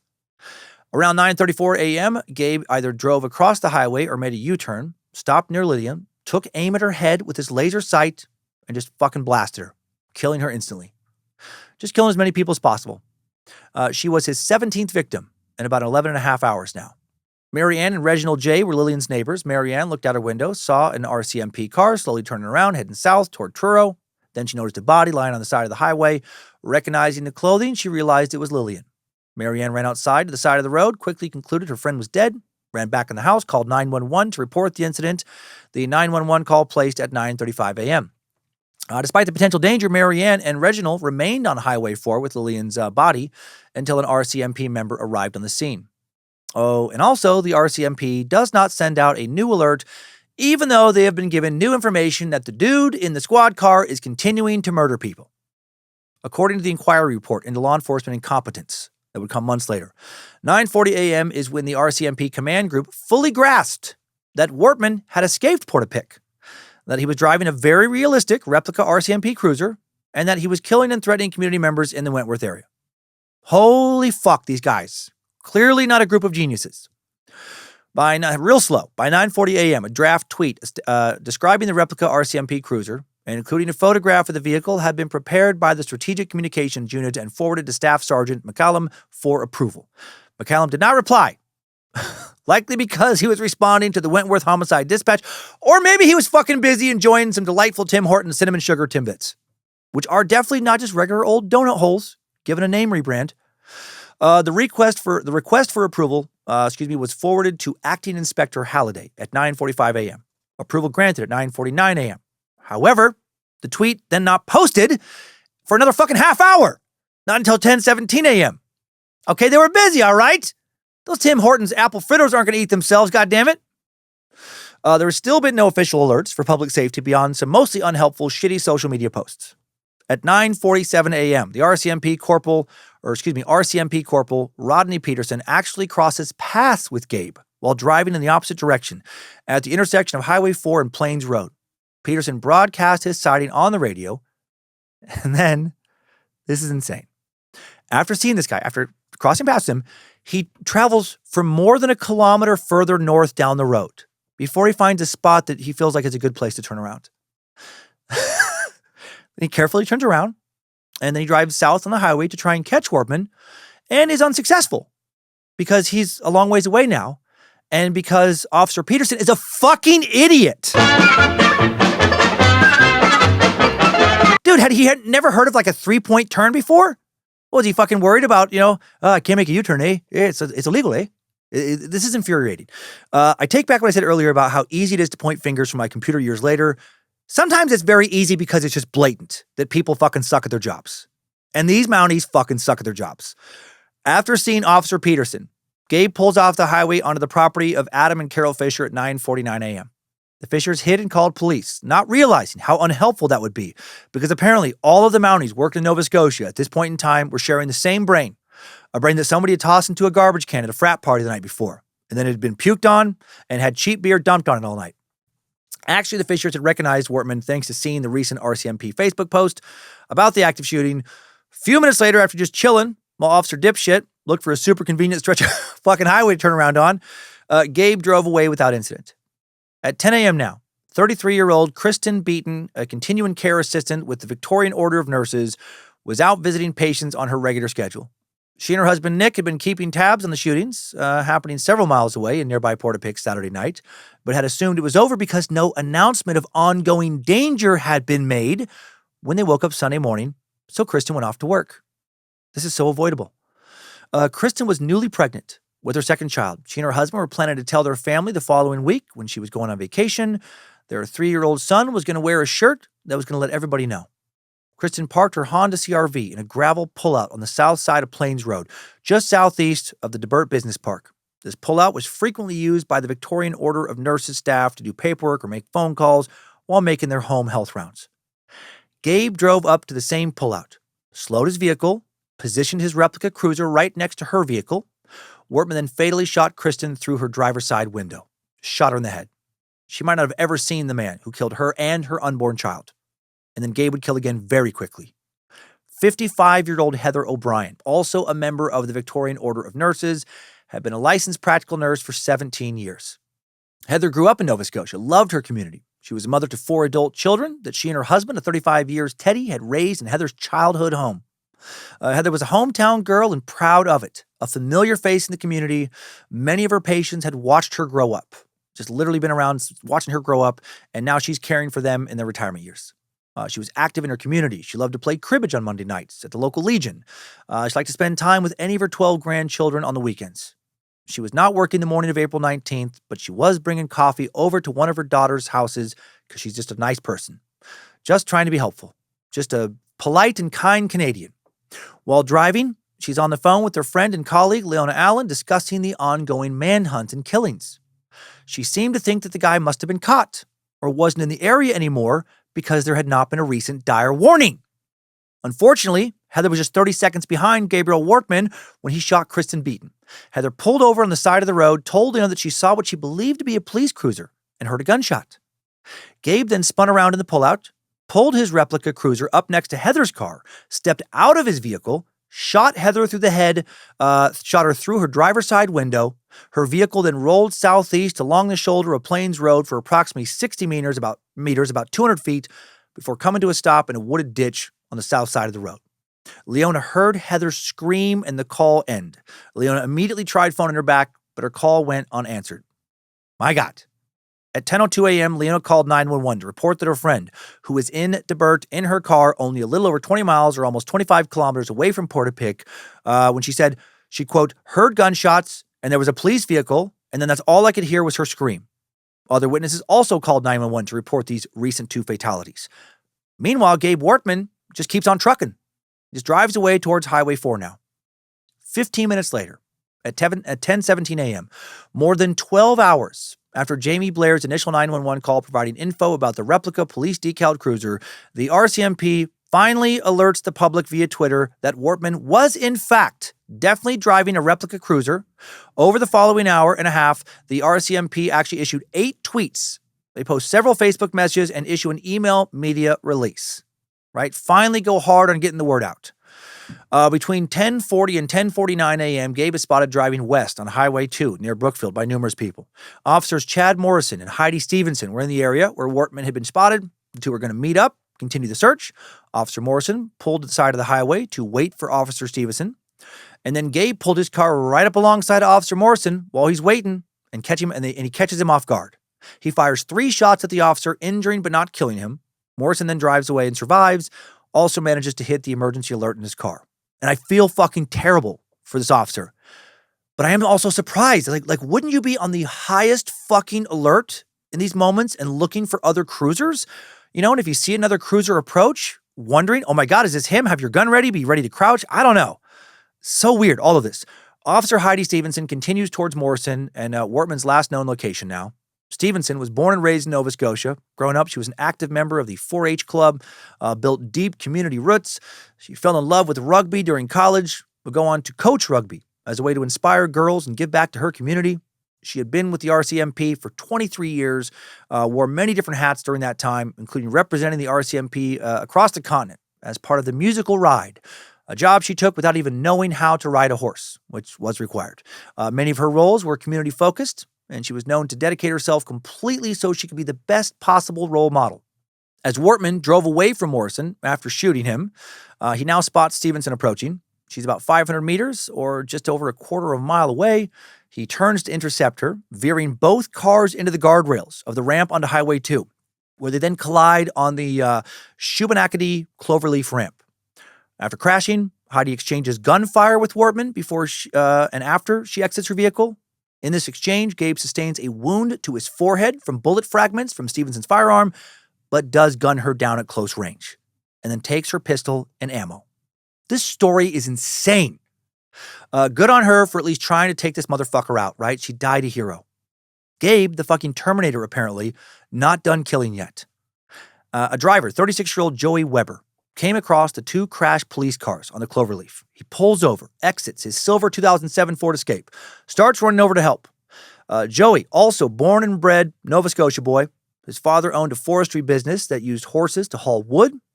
Through working for his dad from a young age, he became a gifted horseman with an innate ability to work with draft horses. Joey loved racing at Scotia Speed World also. He had worked his way up from Thunder and Lightning class to hobby class while always carrying the number 75 on his car. He enjoyed the competition and the camaraderie. Joey and his partner had 4 daughters, the youngest of which will be born on Christmas Day 2020, 8 months after Gabe Wortman's murderous rampage. Wortman used his gun to force Joey Weber into the back of his replica cruiser, where he then shoots and kills him. Gabe then takes a few items out of the cruiser before setting it and Heidi Stevenson's cars on fire. He loved to burn shit. He then proceeds to drive away in Joey Weber's SUV. At 10:55 a.m. now, Gabe left the Cloverleaf, driving south on Highway 224 in Joey Weber's SUV. He passes 54-year-old Gina Goulet's home, makes a U-turn, drives back to her residence. He parks behind her house, where the SUV was partly obscured from the road, and then quickly breaks the glass in a side door to enter the home. Gina was also a professional denturist and a 2-time cancer survivor.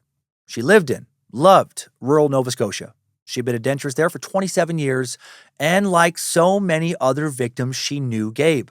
She'd met him through the province's relatively small denturist community, including going to ongoing education activities with him.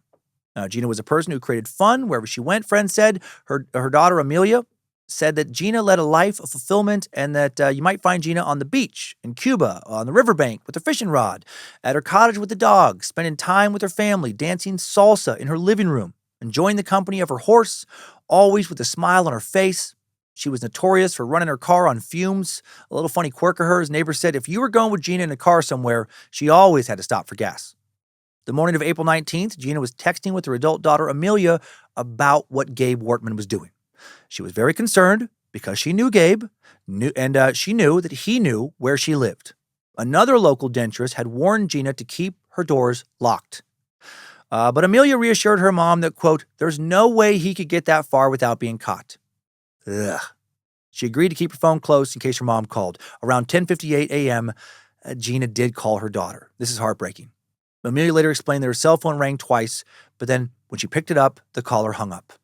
Amelia tried to phone her mom back multiple times, but received no answer. She and her husband, David, grew increasingly alarmed and then left the house and drove towards Gina's home. Mom didn't answer, of course, because Gabe Wortman had entered her house. He shot Ginger, Gina's protective German shepherd, twice, once in the face, shattering teeth, and her jaw, and another time in the back. Bojangles hates this motherfucker. Dude loved to shoot dogs as much as he loved to shoot people. Ginger would actually survive the gruesome injuries after surgery. Gina sadly would not. Gina was hiding in her ensuite bathroom when Wortman kicked down the door and shot her in the head, just like he had almost everyone else. A lot of headshots. He then took his items out of Joey Weber's Ford Escape and then drove off with them in Gina's gray Mazda 3. At the time, the RCMP emergency response team had left the Shubenacadie Cloverleaf at approximately 11 a.m. in pursuit on Highway 224. Either during the period in which Gabe was inside Gina's home or sometime shortly thereafter, ERT members drove southbound past the residence. They did not see Joey's SUV parked behind Gina's home. He is still one step ahead of everybody. At 11:14 a.m. now, Mr. Michael Bennett, the Emergency Management Office's incident commander called Mr. Glenn Mason, the civilian manager of the RCMP Emergency Management Section, to advise that the Emergency Management Office Incident Command was prepared and ready to use Alert Ready on request by the RCMP. RCMP Operational Communications Center staff, the command group, and the executive leadership told the commission that, on April 19th, they weren't aware that Alert Ready was a mechanism by which info could be shared directly with the public during a critical incident. How the fuck did they not know that? They were so unprepared for something like this ever happening. At 11:16 a.m., Gabe pulled into the Elmsdale Petro-Canada station, right, this gas station, parked at pump number 7. He was captured on video surveillance at this location. Almost simultaneously, officers Andrew Ryan, Jason Barnhill, and Brent Kelly of the H Division Emergency Response Team parked their vehicle at pump number 8. Same goddamn gas station. The 3 constables exited their ERT vehicle just as Gabe was picking up the fuel hose at pump number 7, still dressed like a Mountie, by the way, with a bleeding fucking head wound. All 3 ERT members are dressed in tactical gear. They're right by each other, right by each other. After replacing the fuel hose, Gabe, he sees these guys. They don't see him. He gets back into his Mazda 3, pulls forward, turns sharply to his right, making a 180-degree turn to pull up to pump number 5 now. After a brief pause at that pump, I guess he decides, nah, it's too risky, and he drives out of the parking lot without ever having gotten fuel. His approximate time of departure from the Petro-Canada station, 11:17:05 a.m., 44 seconds after arrival. After leaving the gas station, he heads south on Highway 102 to Enfield. None of the ERT members have still noticed him.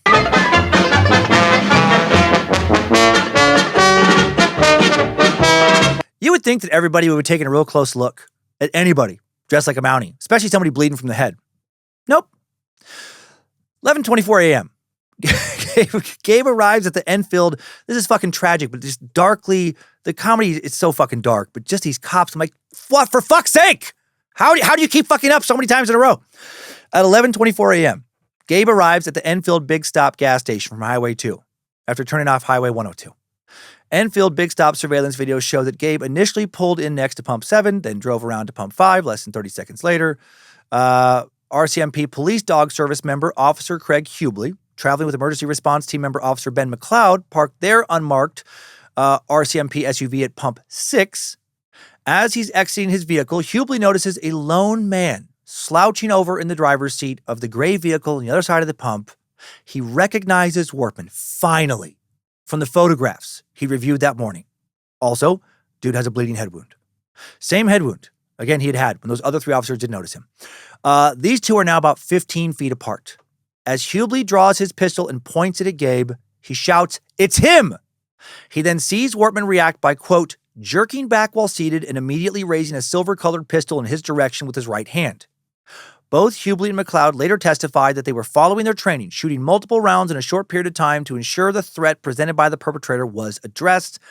But Gabe seems to be beat them to the punch, beat them both to the punch still, shooting himself in the head just before they fired on him.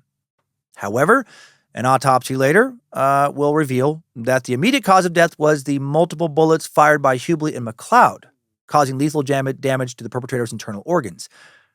Really? Not the headshot? Feels like the coroner just wanted to give the RCMP a win here. Hubley broadcast Wortman's death on the ERT radio channel at 11:27 a.m. At 11:40, RCMP issued its last tweet about the mass casualty, stating that the perpetrator was, quote, in custody. That's one way to put it. I mean, he's fucking dead. You could mention that he's fucking dead. With that, nearly 13 hours after the first 911 call, Gabe Wortman's terrifying rampage finally comes to an end. Wortman had left a wake of destruction. He had set multiple fires, injured a number of people, harmed and killed animals, ripped apart families with the senseless murders of 22 innocent people. In the aftermath of April 18th and 19th, 2020, there were more questions than answers. Why did Gabriel Wortman do what he did? Why did it take the Royal Canadian Mounted Police so fucking long to stop him? Let's get out of the Timesuck timeline to turn our attention to what happened next. Good job, soldier. You made it back. Barely.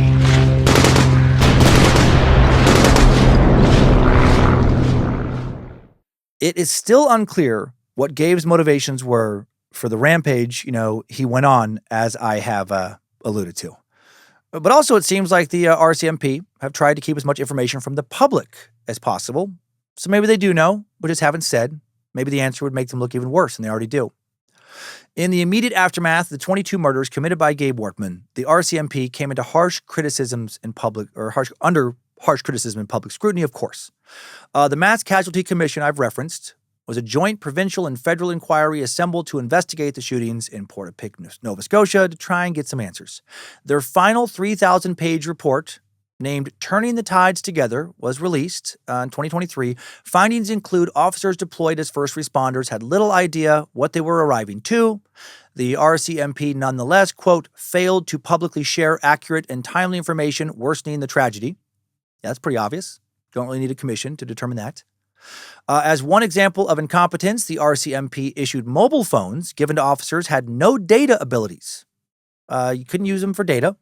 So you couldn't use them to look on social media. Didn't have lights on them. So officers unfamiliar with the area weren't able to use these phones to navigate with, had to use their personal phones instead to navigate in the dark. Despite the first 3 emergency calls identifying the shooter by name, saying he was driving a near perfect replica of an RCMP vehicle, officers on the ground never given that info and instead assumed the shooter was driving a decommissioned vehicle with old decals, right? Just a big old basic human communication fuck up. Already aware of some of the murders and burning buildings, the RCMP tweeted that they were responding to a firearms complaint, as I mentioned, a message the commission said, quote, in no way conveyed the threat presented by the perpetrator at the time. Obviously. Police did not send out another message to the public until the next morning. Police did have access to an emergency alert system in place, but senior RCMP officers told the commission they didn't think they could use it. They thought it was only supposed to be used for weather and natural disasters. What do those fucking morons think was going to happen to them if they used it? They were going to be fired for trying to be too safe? The initial tactical response was that of confusion, that there was no clear chain of command because they didn't know the area well. Police did not realize there was a gap in their containment efforts and that allowed the shooter to escape. For most of the night, RCMP operated under the assumption that Gabe Wortman was still near Portapique or that he was dead. It wasn't until the next morning the RCMP fully grasped that he had escaped. Outdated technology, insufficient training, confusion over orders. Who was giving them? Who was supposed to follow them? Also hampered the response, the commission found.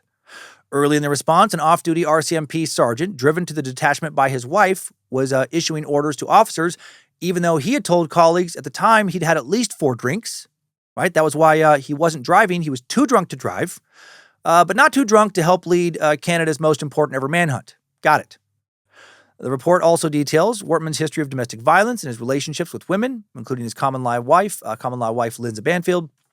In particular, the report notes the experience of Brenda Forbes, a neighbor in Portapique who informed the RCMP of Wortman's violence toward Banfield in the past. He never faced consequences, but Brenda dealt with years of stalking, harassment, and threats from Wortman, prompting her to leave the province when the police would not deal with those threats. All of these errors made by the RCMP led to conspiracy theories about Gabe Wortman. One theory is that he was actually an important confidential informant for the RCMP. Fueling this speculation is the fact that on March 30th, 2020, just 3 weeks before the rampage, Wortman withdrew $475,000 in cash from a Brinks depot in Dartmouth, Nova Scotia. This theory actually published in an article for Maclean's magazine. It laid out its case, saying Gabe took the cash in a carryall and put it in the trunk of his car and then placed the $475,000 in a few fireproof containers at one of 6 rural properties that he owned. Sources in both banking and the RCMP said that transaction is consistent with how the RCMP funnels money to its confidential informants and agents, and that it is not an option available to private banking customers. Around this time, a major bust of 4 motorcycle gang members, 2 Hells Angels, and 2 Red Devils were arrested by RCMP after a very long operation in the next province over, New Brunswick. As Gabe Wortman was known for smuggling motorcycle parts, cigarettes, liquor, possibly guns from the U.S., and had regular interactions with numerous bike gang members, some speculated Wortman was an informant acting against the gangs for the RCMP, and that the night he started his rampage, he'd found out that his cover had been blown. Feeling betrayed, he went on a murder spree, one partially engineered to embarrass the RCMP. The RCMP has repeatedly said it has no special relationship with Wortman, but of course that doesn't mean that they're not hiding something. If Wortman was an RCMP informant or agent, it could explain why the force appeared not to act on supposed previous complaints about his illegal guns and assaults on his common-law wife. Another conspiracy theory is that Wortman may have had a partner of sorts with his criminal activities, a person with strong ties to organized crime, Peter Allen Griffin. I bought this remote-controlled toy helicopter to which I have attached this handgun. And I tell you, this thing is not easy to fly. Peter, that doesn't seem very... Here goes! Now, I don't have anything to control the trigger with, so I put it on a timer. But I don't remember how long I set it. We're all gonna die! Not that Peter Griffin, actually. No, this Peter Griffin was 40 years old, living in Portapique, Nova Scotia, with his parents while working at a sign shop in nearby Truro in 2019. Griffin had been arrested in Edmonton back in 2014 in connection to the La Familia gang, which has ties to Mexican drug cartels. He was on parole, hung out with Wortman, and occasionally worked for him as a handyman. Police interviewed Griffin about the mass shooting shortly after they occurred, and he initially told his parole officer that he didn't know anything, but it was soon discovered that he was the guy who printed the fake RCMP decals for Wortman in 2019. This has also led some to believe that there could be more to what occurred in 2020 than what has been made public by the police. So what a fucking crazy story, right? Will we ever know why Gabriel Wortman did what he did? I mean, probably not. I mean, maybe he thought, for example, that the police truly had ratted him out to the bikers he had ratted out, and now there was a price on his head, and he knew he was a dead man walking, that it wasn't going to be a quick or painless death. And so he decided to have one last fling with his mistress, one last striptease, some hot sex, his last rodeo, and then he decided he wanted to fuck over the RCMP on his way out. Drive around in a car that looked like one of their cars, dressed in one of their uniforms, killing as many people as he could before they killed him, making them look as incompetent as possible. Burn as many buildings down as well, cause just so much mayhem. Kill Mounties, if he could, when they came for him. Or maybe he got real conspiratorial about COVID, had some kind of strange mental health crisis, and just fucking snapped and was legit out of his mind at the end. Had some kind of, crazy rationale for doing what he did and killing who he killed. Whatever the reasoning, in the end, I guess it doesn't matter, for who he killed. And it's terrifying that a person can do that, just snap. That somebody, some neighbor you've had drinks with, laughed with, never had a problem with, can just snap and decide to kill you and others around you as quickly as possible. Just walk up, start shooting, without giving a reason, without ever even looking angry, where you don't even have a chance to be like, hey, dude, whoa, what's going on? Let's talk about this. How do you prepare for something like that? Well, sadly, in some ways, you can't.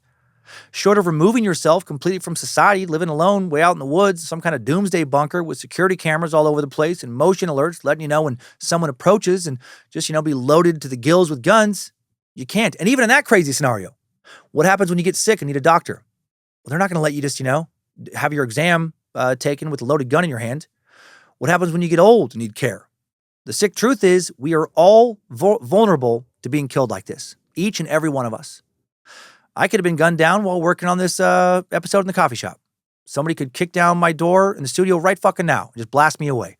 Somebody could figure out where I live, kill me in my sleep, burn down my house with me inside. It's a terrifying possibility, and thinking about it too much can drive you insane. What we can do, though, to try and prevent it is live in a society with well-trained, well-paid law enforcement who are held accountable when they do fuck up and don't stop tragedies like these soon enough after they start. The first several people killed by Wortman didn't have a chance, but after those first 911 calls were placed, nearly every officer within a 100-mile radius, why weren't they heading towards Portapique? They should have been communicating with each other. They should have known to look for the primary suspect, Gabe Wortman. They should have had his photo, sent to all their phones. Somebody should have been looking at the map and setting up roadblocks on all the roads leading out of the area. Helicopters should have been patrolling through the night and other search parties, roaming through the woods. Nobody should have died on Sunday, April 19th. To me, this episode really illustrates how truly important it is for a society to have a well-trained, properly vetted law enforcement staff, right, agency, who are given all the latest tech so they can do their jobs most effectively. Well-paid law enforcement officers, right, given jobs that entice the best and the brightest to sign up. Because when you need some brave men and women to risk their lives so you can keep your life, you want the fucking best. And clearly the best and brightest, they weren't working for the RCMP in Nova Scotia around Portapique in 2020. So was anybody fired in the aftermath of all this? Nope. Not one person by the looks of it. Did anyone get demoted? Nope. Not one person. Were any improvements made following all those mistakes? Yes. There was at least that. The RCMP has implemented significant operational and technological reforms following the mass shooting. Key improvements include upgraded dispatch operations in Dartmouth, mandatory risk manager and incident commander training, the implementation of, quote, Blue Force tracking to monitor officer locations, and expanded use of the National Alert Ready system. Let's hope if somebody like Gabe Wortman ever snaps again, those changes will be enough. Time for the takeaways. Timesuck Top 5 Takeaways. Number 1, the Royal Canadian Mounted Police, they don't always suck. They've also stopped a lot of bad people from doing a lot of bad shit. They're a combination federal and state police agency all rolled into one, local agency as well, that has been around in some form since 1873. They're seen as a national symbol of Canada and are the major police force for all but 2 provinces. Were they at their best in Nova Scotia on April 18th and 19th, 2020? Obviously not. No, they really fucked up bad. And their actions exposed systemic failures that likely allowed Gabe Wortman's actions to continue on long after they should have been stopped. But they also saved an untold number of citizens' lives, by finally getting him. They have saved a bunch of people in other situations. An officer did give her life, the ultimate sacrifice, trying to stop that motherfucker. And that shouldn't go unnoticed. No, and a second officer also nearly died. Number 2, Nova Scotia has a lot of active motorcycle gangs. Even though Hells Angels have officially been shut down by the RCMP, there are 14 known outlaw motorcycle gangs still operating in the province. And it seems that Gabriel Wortman was very likely criminally connected to several of them, and that there's a lot of speculation that connection that he had, may have in some way led to his rampage. Number 3, Gabriel Wortman was a strange dude, a man who was obsessed with the police and went out cosplaying as a cop. Wortman's best friend from his teen years was the creepy and much older lawyer, Tom Evans. Evans, convicted of sexually assaulting a 17-year-old boy. He helped get released from jail, known to sexually prey on young men and boys. Highly suspected that Evans and Wortman had a sexual romantic relationship, and that Evans represented a man employed by the Medellin cartel who had been convicted as part of a brazen plot to break 2 men out of jail. Evans left all of his estate to Gabe Wortman, including a Ruger Mini 14 rifle that he used at one point during the rampage. Number 4, during his 13-hour killing spree, Wortman wreaked havoc on a tight-knit rural area. He made 4 of his direct neighbors orphans. He killed a lot of good, caring, helpful people who were already trying to adjust to the start of a global pandemic, folks who looked out for the neighbors and loved their communities. He murdered Tom Bagley, Kristen Beaton, who's expecting a child, Greg and Jamie Blair, Joy and Peter Bond, Lillian Campbell Hyslop, Corey Ellison, Gina Goulet, Don Madsen, and Frank Galinchin, Alana Jenkins and Sean McLeod, Lisa McCulley, Heather O'Brien, Jolene Oliver, Aaron Tuck and Emily Tuck, Heidi Stevenson, Joanne Thomas and John Joseph Zoll, and Joey Weber, all killed during 13 hours of terror, the deadliest shooting rampage in Canadian history. Number 5, new info. One more big botched moment during the manhunt for Wortman took place at the Onslow Belmont Fire Brigade Hall in Onslow, Nova Scotia, a 30-minute drive from Portapique. Yeah, there's more. And this is worse than maybe anything I've already said so far about the RMCP or RCMP. I don't know why I can't get that fucking acronym consistently correct. On the morning of Sunday, the 19th, just after 10:17 a.m., 2 Mounties accidentally fired 5 rounds at another officer they thought was the gunman, hitting the community hall where various firefighters and an evacuee were sheltering to be safe from the gunman's rampage. Constable Terry Brown and Constable Dave Melanson were traveling east on Highway 2 in search of Wortman in an unmarked police vehicle, a Nissan Altima. They saw a dude wearing an orange reflective vest, Dave Westlake, a civilian emergency management coordinator for the Colchester Regional Emergency Management Organization, standing next to an RCMP cruiser. They did not see Constable Dave Gagnon in the driver's seat. They stopped their car in the middle of the road, approximately 88 meters, or roughly 300 feet from a monument at the entrance to the fire hall. Constable Gagnon saw Brown and Mellison exit their vehicle, raise their weapons, and point them in his general direction. Constable Mellison tried to radio other officers, let him know what he was seeing, but couldn't get through. Of course not. According to Brown, he yelled for Mr. Westlake to show his hands. Both Brown and Mellison report observing Mr. Westlake then duck behind the RCMP vehicle. Yeah, because he didn't want to fucking die. And then Brown opened fire, shooting 4 rounds towards the parked RCMP vehicle, and Mellison fired another round at the same target. Mr. Westlake said he heard the words, "Get down," before the shots were fired. He started to run. He ran into the fire hall and yelled, "Shots fired! Get down! Get down!" Everyone's terrified. Constable Gagnon stayed at his cruiser while the shots were fired, almost got shot in the face. He ducked down, used his police radio to identify himself, and directed the members to look at the fucking call number on his goddamn cruiser. He called out, "You guys are pointing your guns at me!" The Colchester radio transcript also recorded that he broadcast, "Who are you shooting at? It's me, Gagnon." Brown and Mellison then approached the fire hall, spoke with Gagnon, maybe apologized, but probably not, performed a brief scan of the area. After they returned to the vehicle, they phoned their superior, Staff Sergeant Al Carroll, to report the incident. Carroll asked a few questions, including whether they were okay, but because the perpetrator was active, he just told them, "Go on, keep going, just drive off." The shots caused $40,000 worth of damage to the hull, left people traumatized inside. They were fucking terrified they were going to die. Some firefighters interviewed over a year later were still traumatized and still pissed off that those guys hadn't been punished. Brown and Mellison later testified that they missed hearing some very important information that had been radioed to them about the gunman's car having a black push bar. They literally just weren't paying attention when the message came in. They also said they had not been told the exact fucking location they were at was being used as a comfort center, a place literally designated as a safe space for people to hide from the gunman. Holy shit. Neither officer ever received any discipline whatsoever.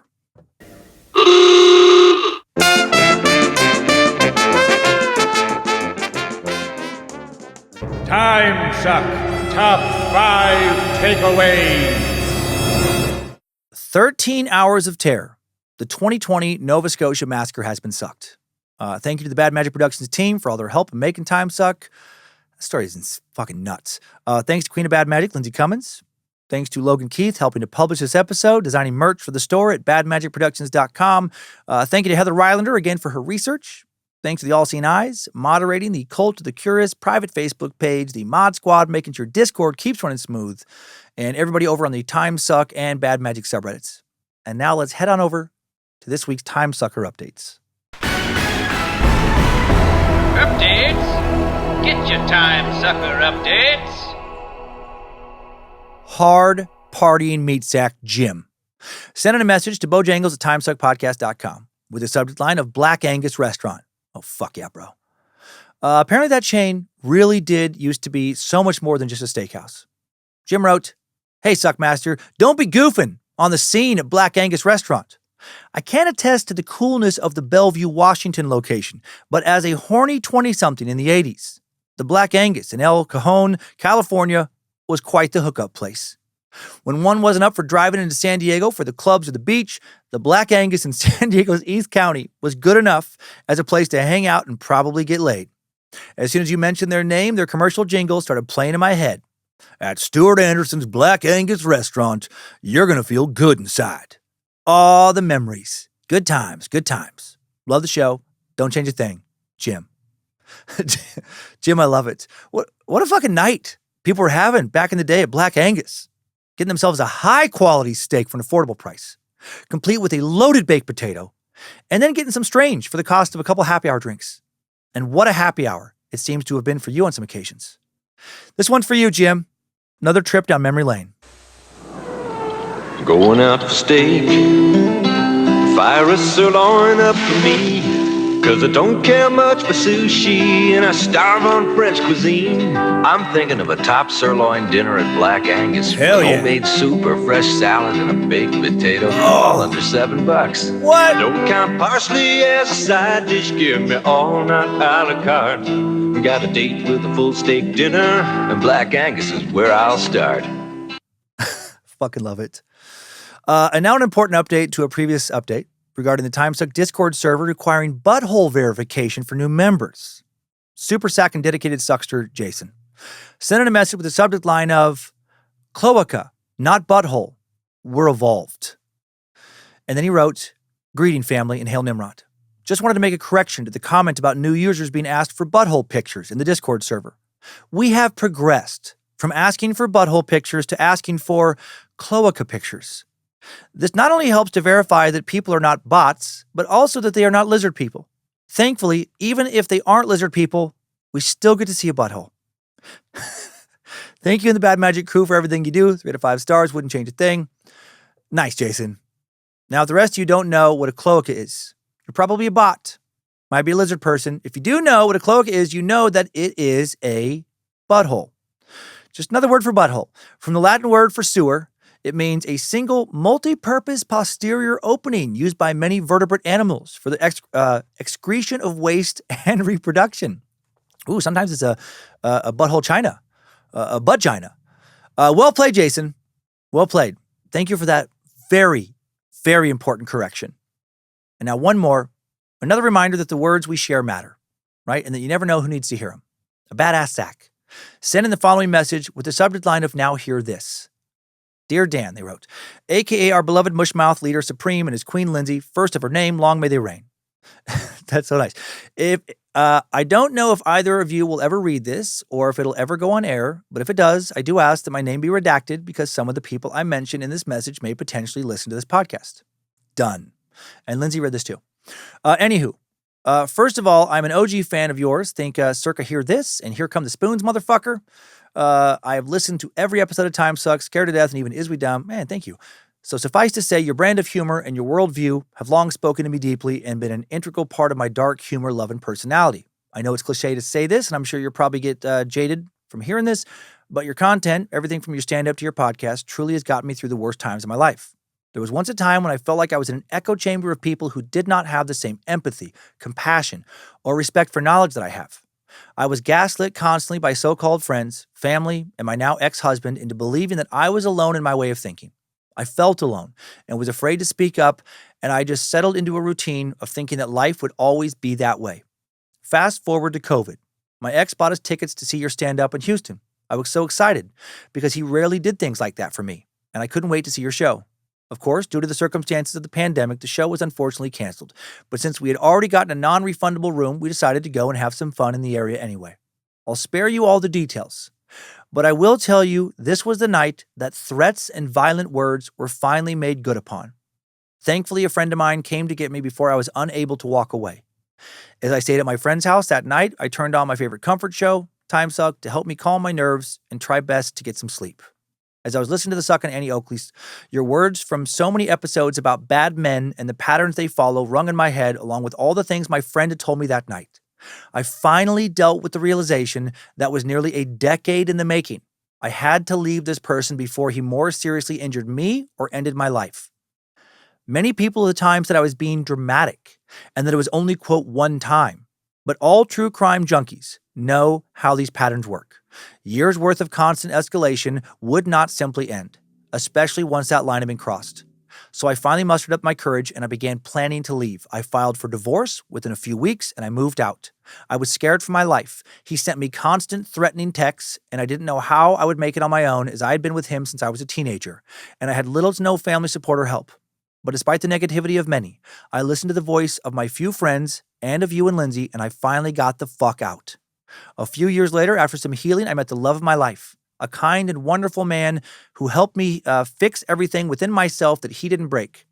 I shared your comedy and your shows with him, and he instantly loved your brand of humor the same way I did. He finally took me to see you live in San Antonio in February of 2023. The show was amazing. It felt like my life had finally come full circle. It's safe to say my allergies acted up pretty quickly that evening, if you catch my drift. After leaving that trip, he and I found out we were expecting our first child. We got married, bought a house, had a son later in the same year. It felt so surreal. There was a time when I didn't believe I would live long enough to see all of these dreams come true. In fact, there was a time when I didn't believe I was worth it. Something really resonated with me in last week's episode about George Russell, when you said you wished you could go back in time and get Mindy into therapy and let her know that she deserves better. I think that struck me so hard because many of my ex's behaviors aligned pretty closely with those of George's. Well, Dan, in some small way, you did exactly that with me because you taught me that I was not crazy for believing that fear and violence were not normal in a relationship. You also taught me that my way of thinking, my worldview, was not exclusive to just me. You inspired me to go on living when I wanted to give up, and without that, I wouldn't have the wonderful life I have today. So from the bottom of my heart, thank you. Please never stop being your justice and knowledge-seeking self. Keep on sucking. Sorry, not sorry for the long message. Anonymous. Whew. Anonymous, man. The message, that really made my day. And, man, like, got me in the feels. Got me in the feels, man. And not because you said nice things about me, but because of what you did for you, right? Hail Lucifina, you fucking did it. You chose to believe that you were worth more than this insecure, controlling fucking asshole, this small person wanted you to believe. You chose to believe that you were right, not him. And look where that belief and choice got you, right? It's incredible. It's so inspiring. What you did is fucking way more inspiring than anything I've ever done on this show. And you're right. He wouldn't have stopped. He would have kept hurting you, right? Some lines when crossed, I truly believe they change somebody forever. Not that everybody who hurts somebody will always keep hurting people, but they will always know that they're capable of hurting people. And if they don't stay vigilant, that they will hurt again. I don't know where your ex is. I don't fucking care. I do hope he's changed. And I hope that you leaving him was the wake-up call that led to that change. No one deserves to be abused by their partner, to be belittled, to be gaslit, to be manipulated and assaulted. There is a lot of shitty people in the world, sadly, lazy, selfish motherfuckers who live by an ethos of always doing what's easiest and best for them. Probably always will be. A lot of those people right now in the culture. But there are also a lot of wonderful, caring, kind people who work really hard to treat others like they would like to be treated. So find those people. Meets acts, don't accept anything less, right? You've got this one journey, this one life to make sure, so please make sure that you treat it like you would want somebody you love, your mom, your child, your best friend, whoever, to treat their life. Look at it that way if you have to. Would you want them to accept what you've accepted? No? Then fucking change. Love yourself like you love them. Hail Nimrod, motherfuckers. Thanks for the messages, you beautiful bastards. Thanks, time suckers. I needed that. We all did. For the record, there is a lot of pollen in the air right now. There is, in my defense, there's a lot. There's a lot of pollen around here right now as I'm recording this. Thanks for listening to another Bad Magic Productions podcast. Be sure and rate and review Timesuck if you haven't already. Please don't fucking snap this week. Right? Go talk to somebody. Take all the cash you got from being a rat, from being an informant, and I don't know, build a new life for yourself on some fucking tropical island. You got options that don't involve murder. Don't be such a piece of shit. Don't be so uncreative. Do keep on sucking.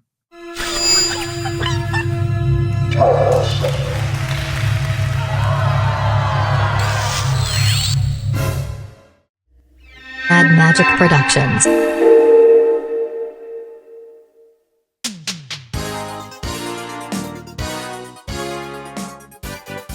Hello, I'm Dan Cummins, host of the Timesuck podcast, and I would like to take a moment to read a quick letter drafted in part by our legal team.